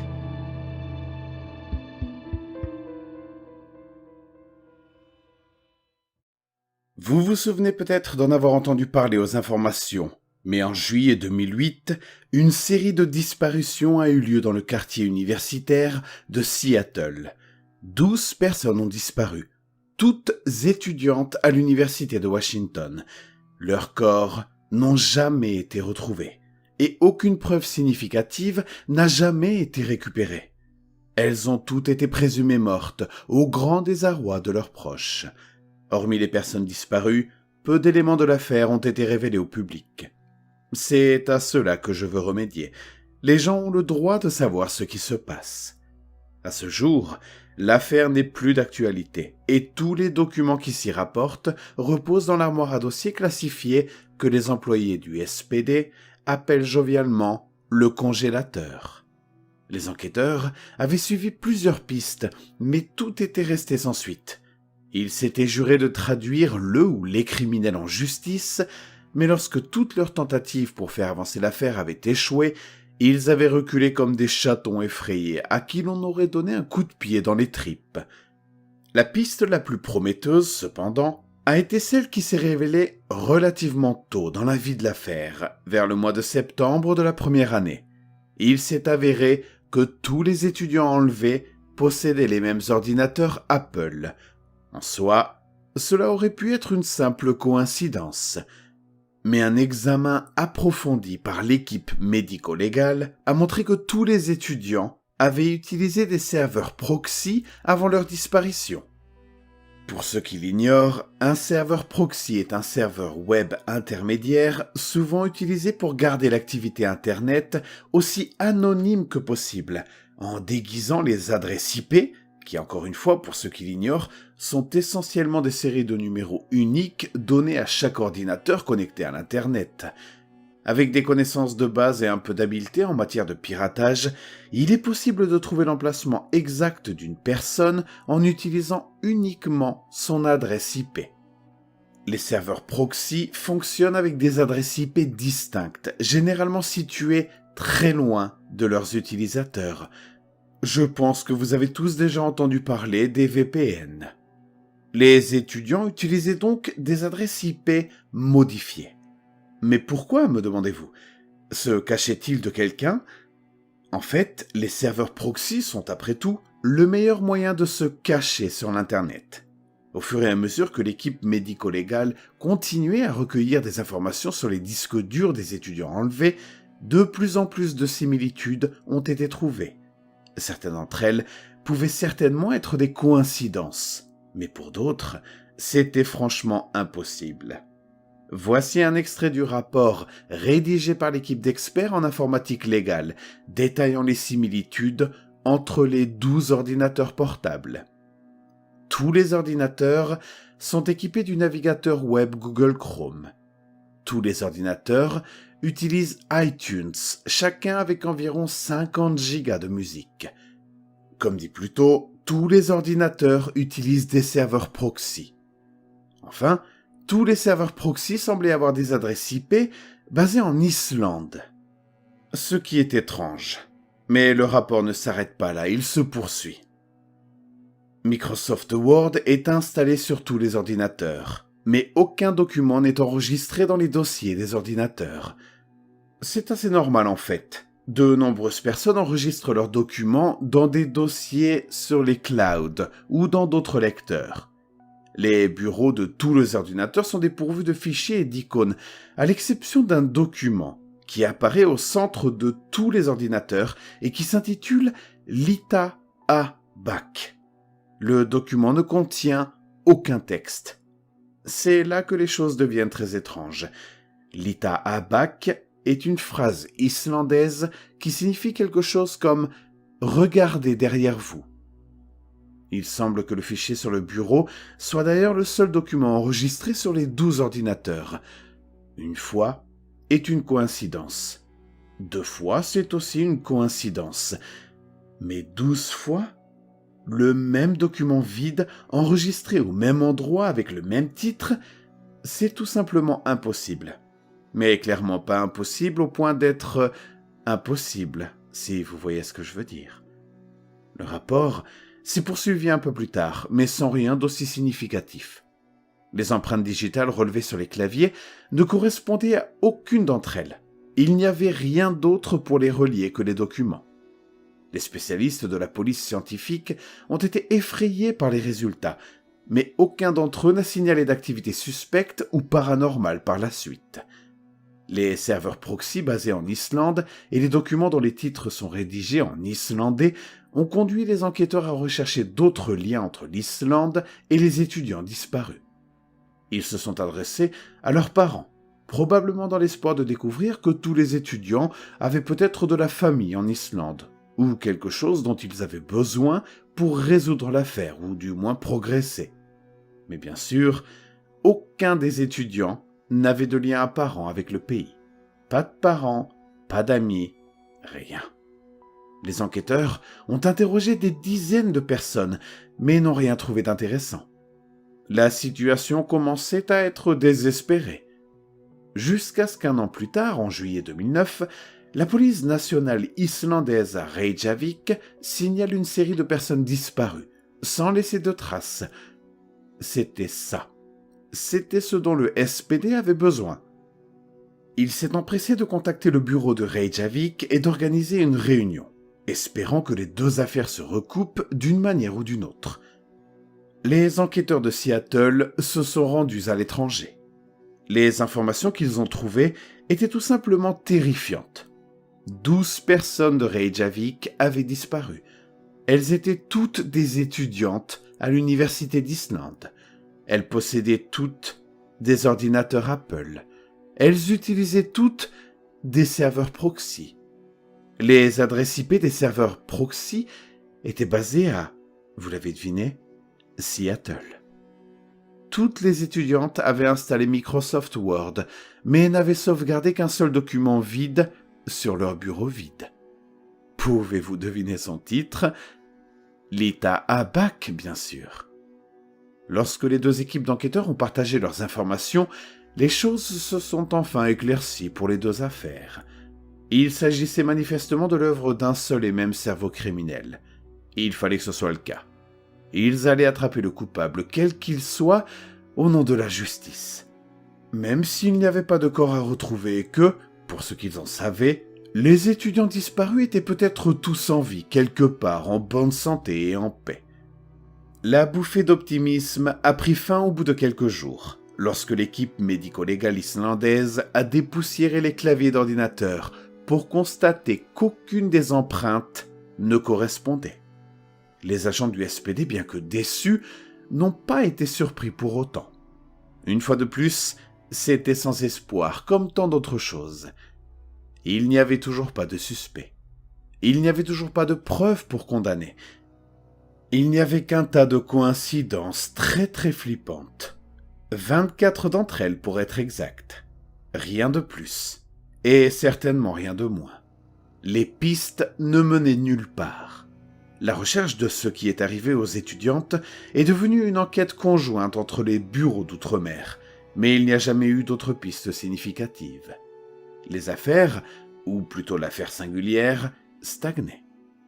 Après des mois et des mois de ténacité déclinante, le SPD et la police nationale islandaise ont finalement classé l'affaire en juillet 2012.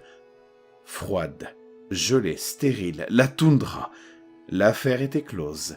Tant pis pour la justice. Dès lors, les deux services de police ont tenté d'oublier l'affaire. C'est devenu un souvenir creux, auquel personne n'aime penser, et c'est compréhensible. Et c'est tout ce qu'il y a à dire sur cette affaire.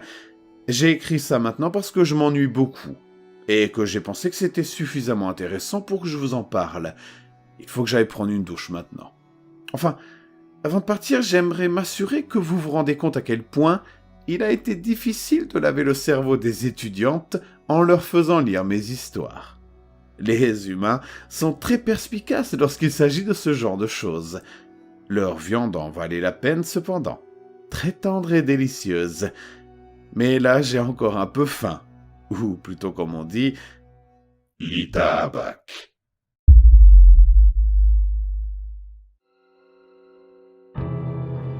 J'ai suivi un cours de maths dans une salle de classe qui n'est pas censée exister. Ma vie a été quelque peu gâchée par une expérience que j'ai vécue lorsque j'étais plus jeune.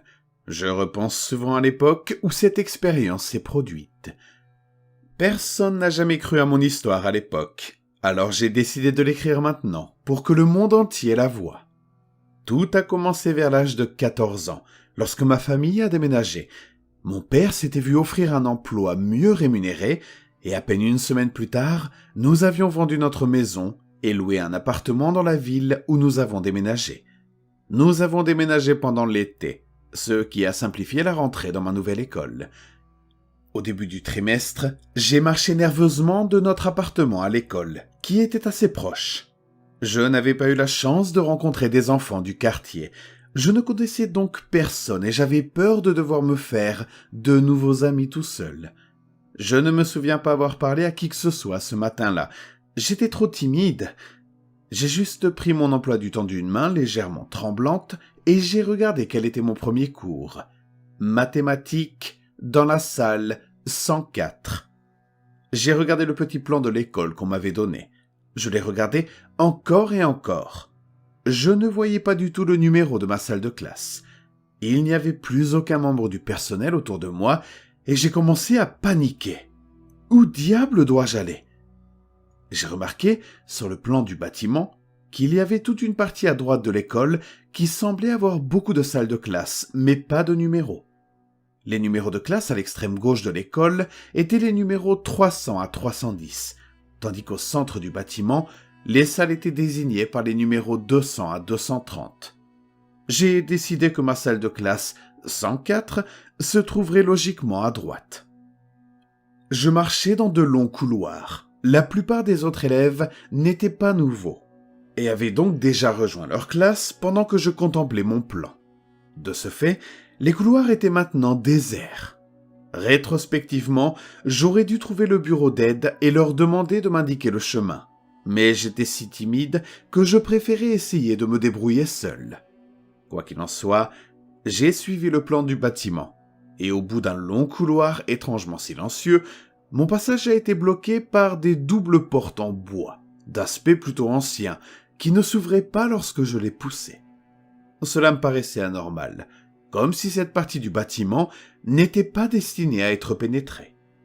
J'ai pensé que quelqu'un les avait accidentellement fermées ou que je n'avais pas assez appuyé. J'ai enfoncé mon épaule dans les portes et dans un bruit de métal sur du bois, elles se sont ouvertes. Je me suis alors rendu compte que j'avais cassé les boulons de l'autre côté de la porte, qui étaient fragilisés par la rouille. Horrifié d'avoir cassé une serrure de porte dès mon premier jour, j'étais sur le point de tourner les talons et de m'enfuir en courant pour demander à quelqu'un de m'aider à trouver ma classe.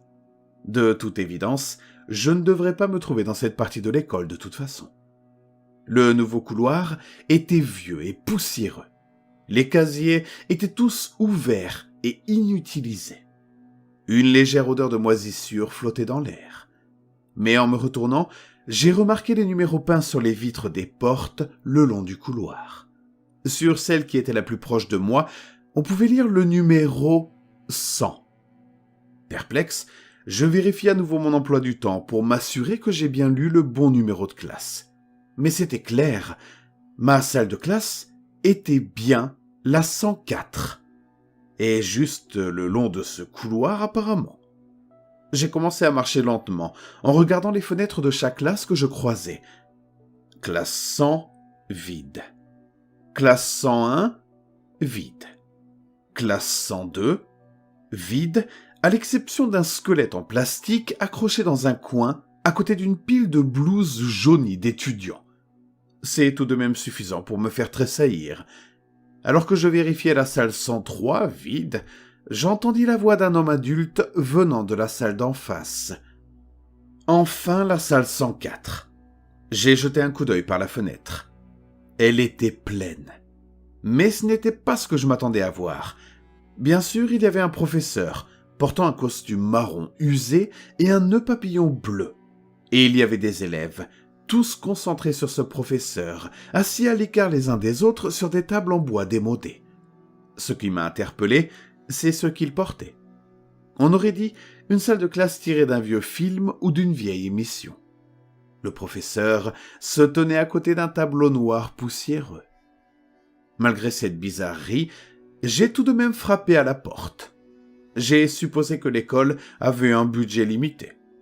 Le professeur n'a pas remarqué que j'avais frappé. J'ai donc ouvert la porte discrètement et je suis entré. Aucun élève n'a détourné son regard du professeur, qui ne m'a pas non plus prêté attention.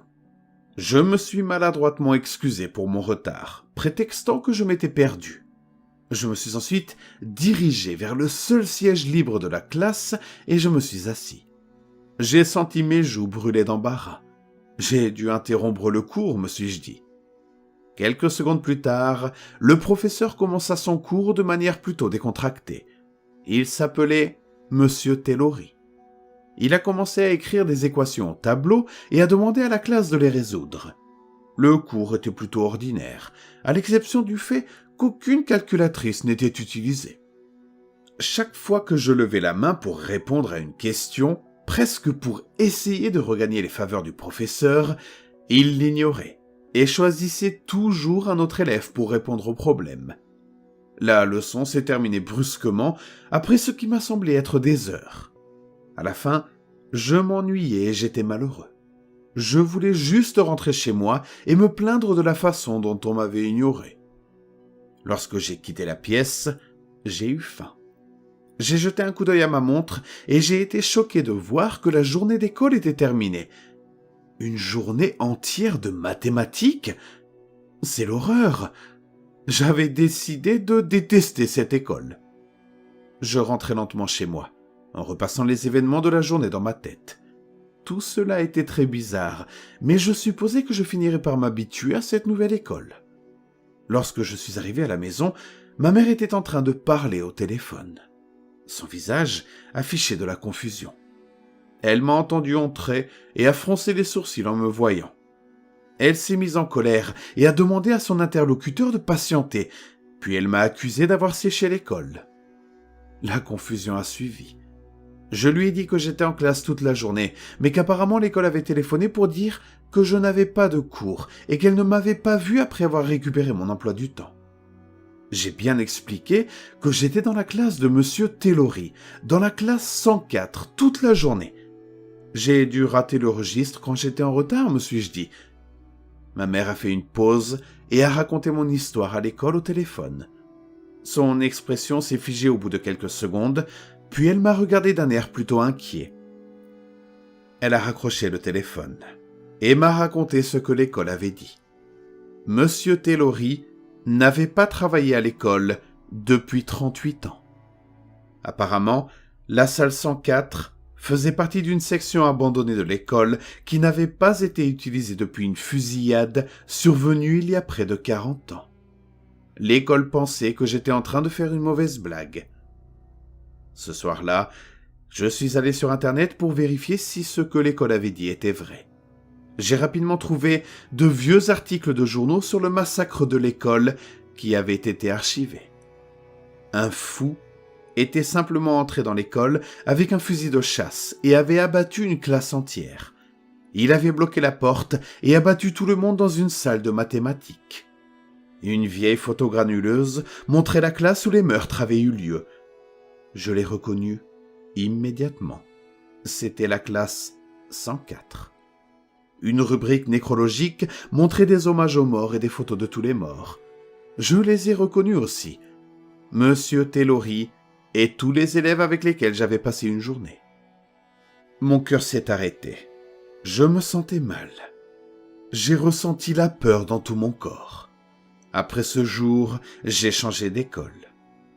Aujourd'hui, des années plus tard, je vous raconte ce récit de ce qui m'est arrivé et que personne n'a jamais cru. Et pourquoi maintenant, me demandez-vous? Voilà. Hier, j'ai reçu une lettre par la poste. Il n'y avait pas d'adresse, elle était simplement apparue dans ma boîte aux lettres. C'était une invitation à une réunion de classe, signée par mon ancien professeur, Monsieur Taylori.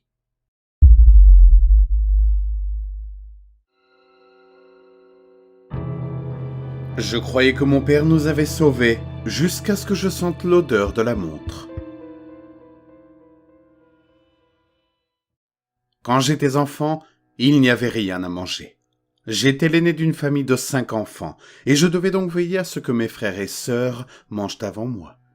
La guerre s'approchait de la côte, et à mesure qu'elle s'approchait, notre nourriture se raréfiait. Les animaux fuyaient la région ou étaient abattus et consommés dans la panique par les autres familles de notre village. Mon père était un homme sage et prudent, et nous avons donc attendu l'automne pour abattre nos 2 poulets, lorsque l'herbe et l'écorce des arbres étaient devenues trop difficiles à trouver ou immangeables.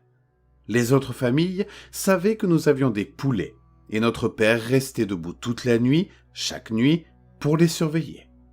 Il a dû tuer au moins un garçon d'une ville voisine qui était devenu fou de faim et avait essayé d'incendier notre petite maison avec une branche enflammée. Lorsque les poulets n'étaient plus que des os et que les os étaient devenus cassants et poreux à cause des nombreuses soupes de ma mère, mes parents nous envoyaient, mes 2 frères et sœurs aînés et moi, ramasser des insectes et des mulots pour le dîner. Nous avions faim, mais nous n'étions pas tout à fait affamés, jusqu'à ce qu'un matin, nous nous réveillions avec les premières gelées et qu'il n'y ait plus rien de vivant à manger. Mes parents ont commencé à discuter de l'inévitable. Mon père devrait peut-être aller sur la côte et vendre la montre à gousset de son père à l'un des soldats ivres, mais bien payé.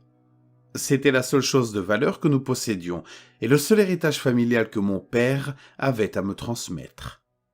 Je ne voulais pas qu'il parte. Je craignais que la guerre n'éclate pendant son absence et j'étais trop jeune et trop faible pour protéger ma mère et mes jeunes frères et sœurs. Je l'ai supplié de rester, mais il a insisté sur le fait que tout irait bien et a promis de revenir dans les 2 semaines. J'étais si effrayé que, lorsque ma mère et lui étaient dehors en train de préparer sa sacoche, j'ai écrasé la montre à gousset sous mon pied et l'ai replacée dans le bureau à moitié pourri de mon père. Ma mère a pleuré pendant des jours. Mon père faisait de son mieux pour la réconforter, tandis que je les regardais peler le cuir des bottes de mon père et faire bouillir la peau pour le dîner.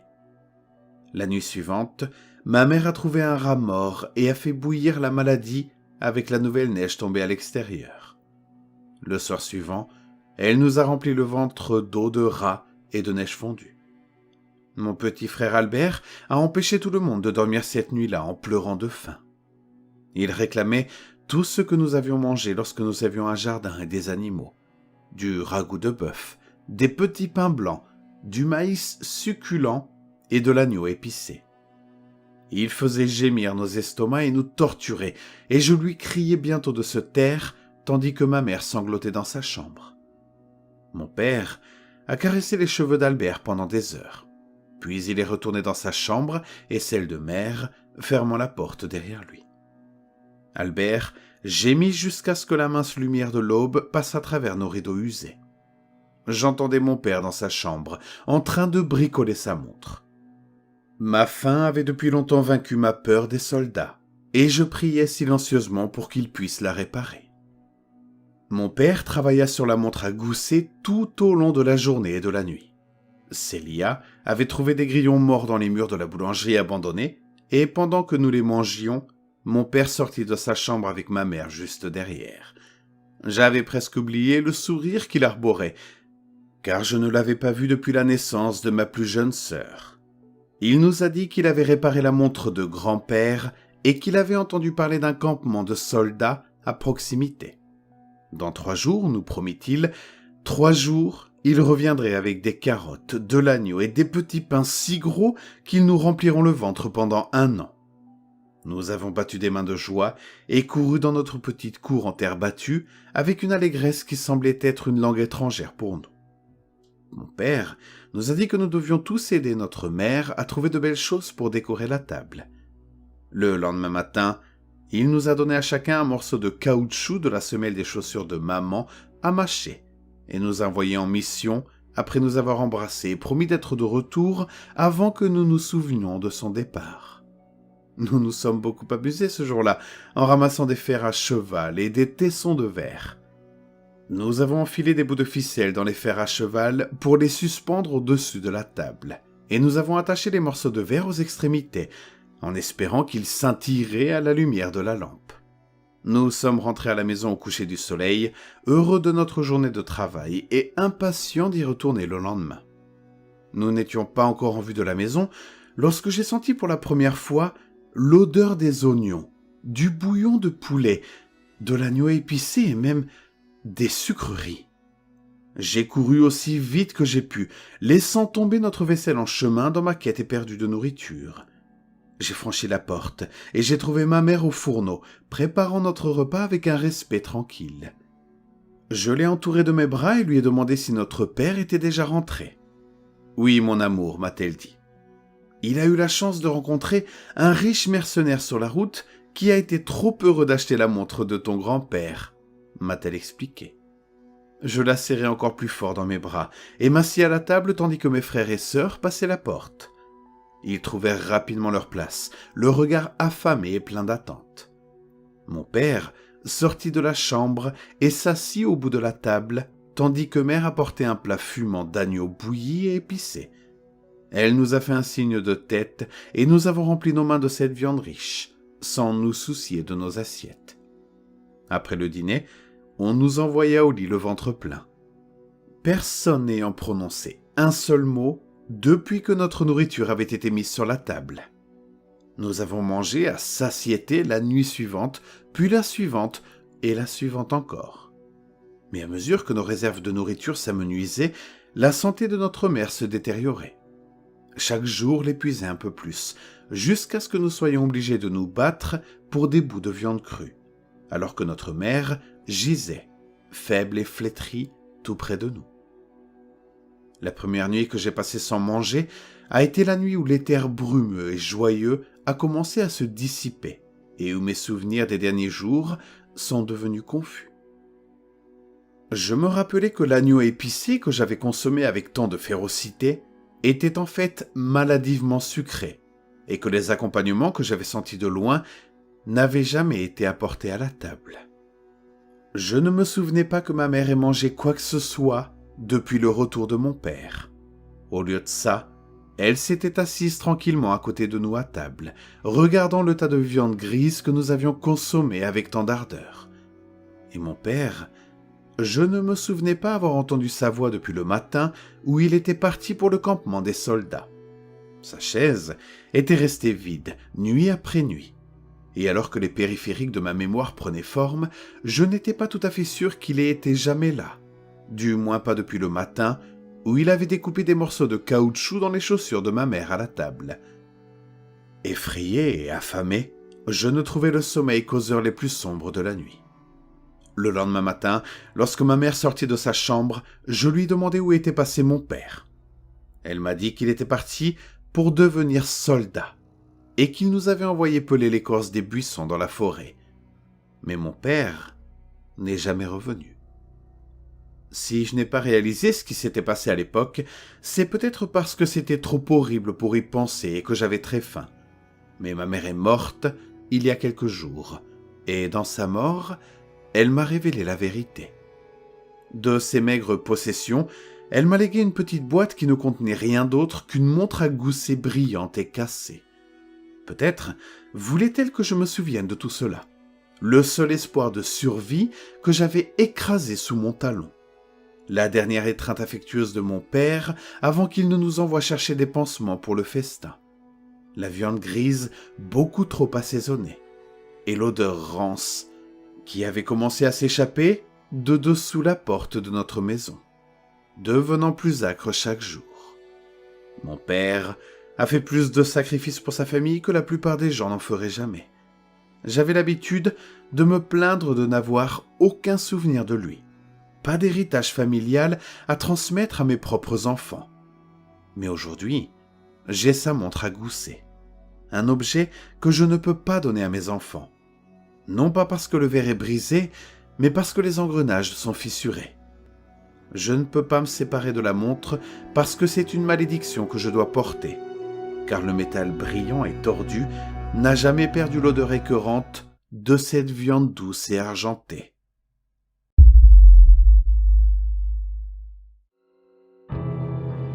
Et si les pannes de courant cachaient une vérité monstrueuse ?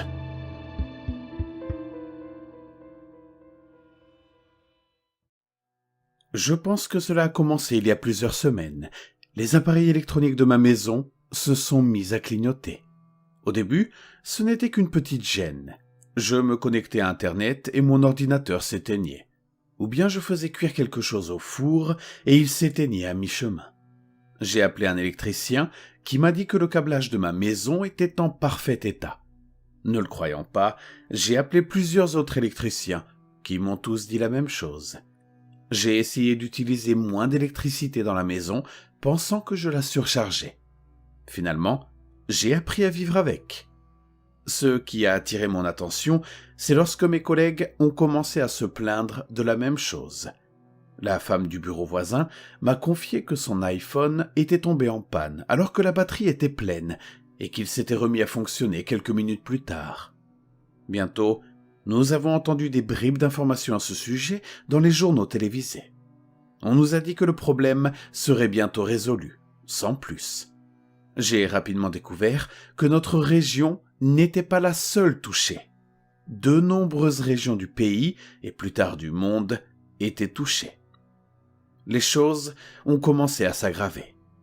À l'heure actuelle, beaucoup de gens étaient habitués à ce qu'un ou deux de leurs appareils électroniques ne fonctionnent pas en même temps. Mais lorsqu'ils se sont mis à s'éteindre tous en même temps, puis à ne plus fonctionner pendant des heures, la panique générale s'est installée. Il n'y avait tout simplement pas d'explication. Les médias ne pouvaient pas nous dire pourquoi. Les électriciens ne pouvaient pas nous dire pourquoi. Puis, les générateurs ont commencé à tomber en panne à leur tour. La plupart des écoles et des immeubles de bureaux, et même certaines habitations privées, disposent de générateurs en cas de panne d'électricité. Les générateurs fonctionnaient très bien. Puis, à l'instar de leurs parents électroniques, ils ont commencé à ne plus fonctionner. Certains jours, les enfants ont dû se rendre à l'école dans l'obscurité totale. Je me souviens même avoir dû me frayer un chemin dans mon bureau à l'aide d'une lampe de poche. Avant qu'elle ne cesse de fonctionner, bien sûr. Lorsque les lumières ont cessé de se rallumer, les gens ont commencé à paniquer. Quoi que l'on fasse, certaines maisons restaient complètement dans l'obscurité. La panique s'est installée. Sans accès aux médias, les gens étaient littéralement dans l'ignorance. C'est alors que la folie a commencé. Les gens criaient qu'ils entendaient ou voyaient des choses. La femme de la cabine voisine de la mienne a eu un épisode maniaque. Je suppose que c'était assez grave, car elle s'est agrafé les paupières. C'est du moins ce que j'ai entendu dire, car à ce moment-là, notre bâtiment n'avait plus d'électricité. La société a commencé à s'effondrer. L'électronique permet à notre espèce de rester en contact, d'être informé et de se divertir. Sans ces appareils, nous ne pouvions pas voir ce qui se passait dans le monde.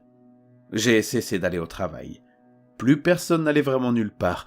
Les gens restaient chez eux, faisaient des réserves de nourriture et de produits de survie et s'occupaient de leurs proches qui souffraient d'illusions.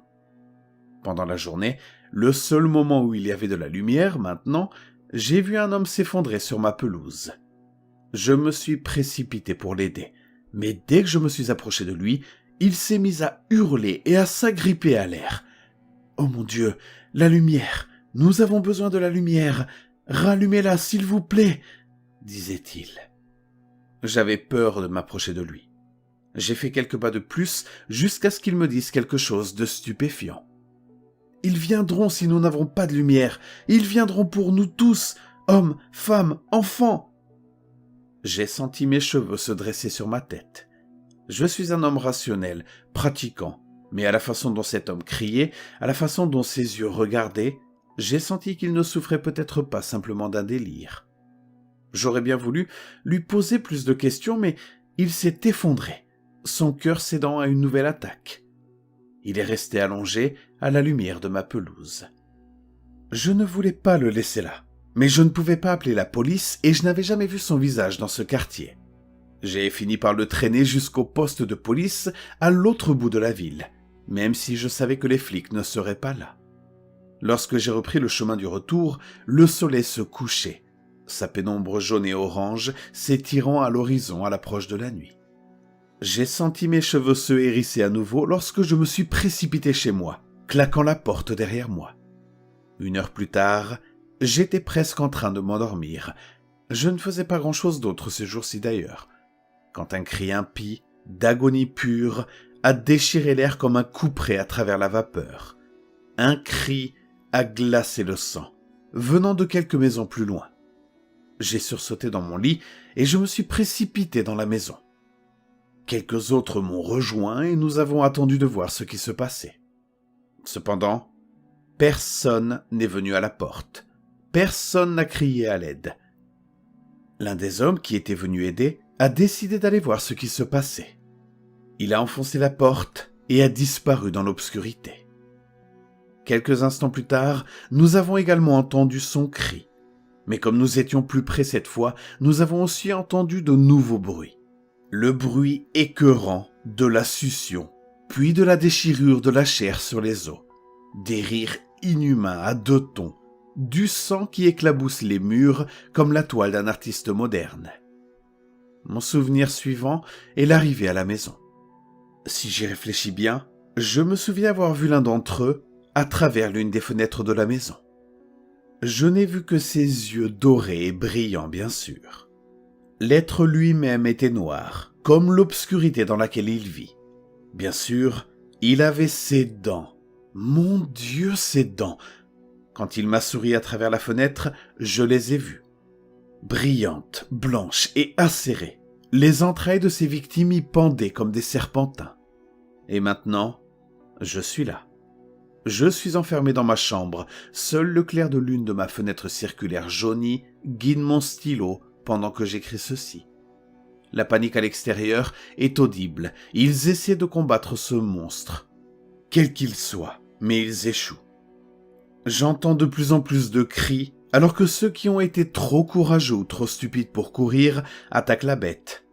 Je dirais que cela relève plus de l'imbécilité que du courage. Je suis presque certain que si je regardais, je vomirais. L'odeur du sang était presque piquante dans l'air, même à cette hauteur. Pouvait-il prendre plaisir à tuer les humains? Quel genre de monstre prendrait plaisir à cela? Toujours plus de craquements d'eau, toujours plus de sang qui tache les rues. C'est tout ce que j'ai eu le plaisir d'entendre et de voir ces dernières heures. J'ai aussi eu le temps de bien réfléchir. C'est pourquoi nous avons peur du noir.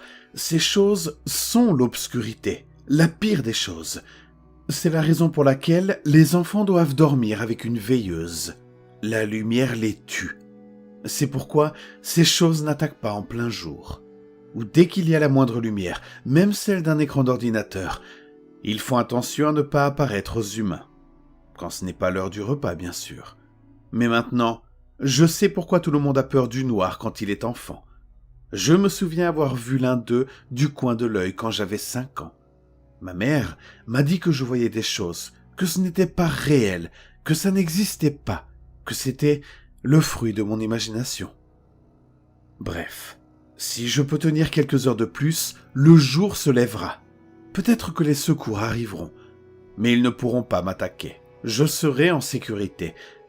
Mais ça n'arrivera probablement pas parce que je les entends en bas maintenant. Je les entends courir dans les pièces à la recherche de leur prochain jeu, leur prochain meurtre, leur prochain festin. Ils renversent les tables et les chaises, ils déchirent les murs. Ils viennent pour moi. Et cette porte à peine dormant ne va pas les retenir. Je vais subir le même sort que ces gens dans la rue. Le bruit sourd de mon stylo tombant sur mon lit me fait me redresser. Je jette le papier rembourré de côté et j'attrape le couteau de cuisine que j'ai emporté à l'étage. J'entends leurs griffes gratter la porte, tapant sur la poignée et produisant un agréable bruit d'accrochage, comme lorsqu'on frappe une cuillère et une casserole l'une contre l'autre. J'entends un autre ricanement à 2 tons, l'un aussi agréable et innocent que celui d'un enfant, l'autre aussi sombre et sinistre que le diable lui-même. Je saisis le couteau que j'ai volé dans la cuisine en montant, le serrant avec un sentiment de faux courage. Je sais que cela ne fera rien de plus que les armes dans la rue. Absolument rien.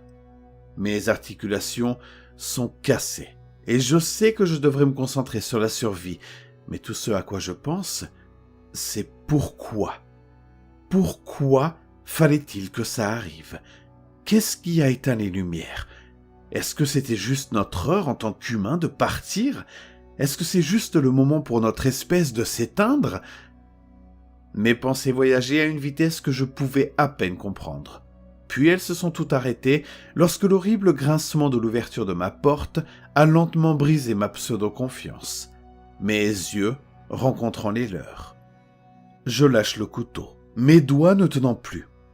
Il s'approche de moi, avançant lentement, les dents recroquevillées en d'affreux rictus. Je cherche à nouveau le couteau à tâtons, le balançant sauvagement à mesure qu'il s'approche. Les choses traversent leur corps comme de l'air. C'est drôle. La dernière chose dont je me souviens, c'est que ma mère m'a dit qu'il n'était pas réel, qu'il n'existe pas.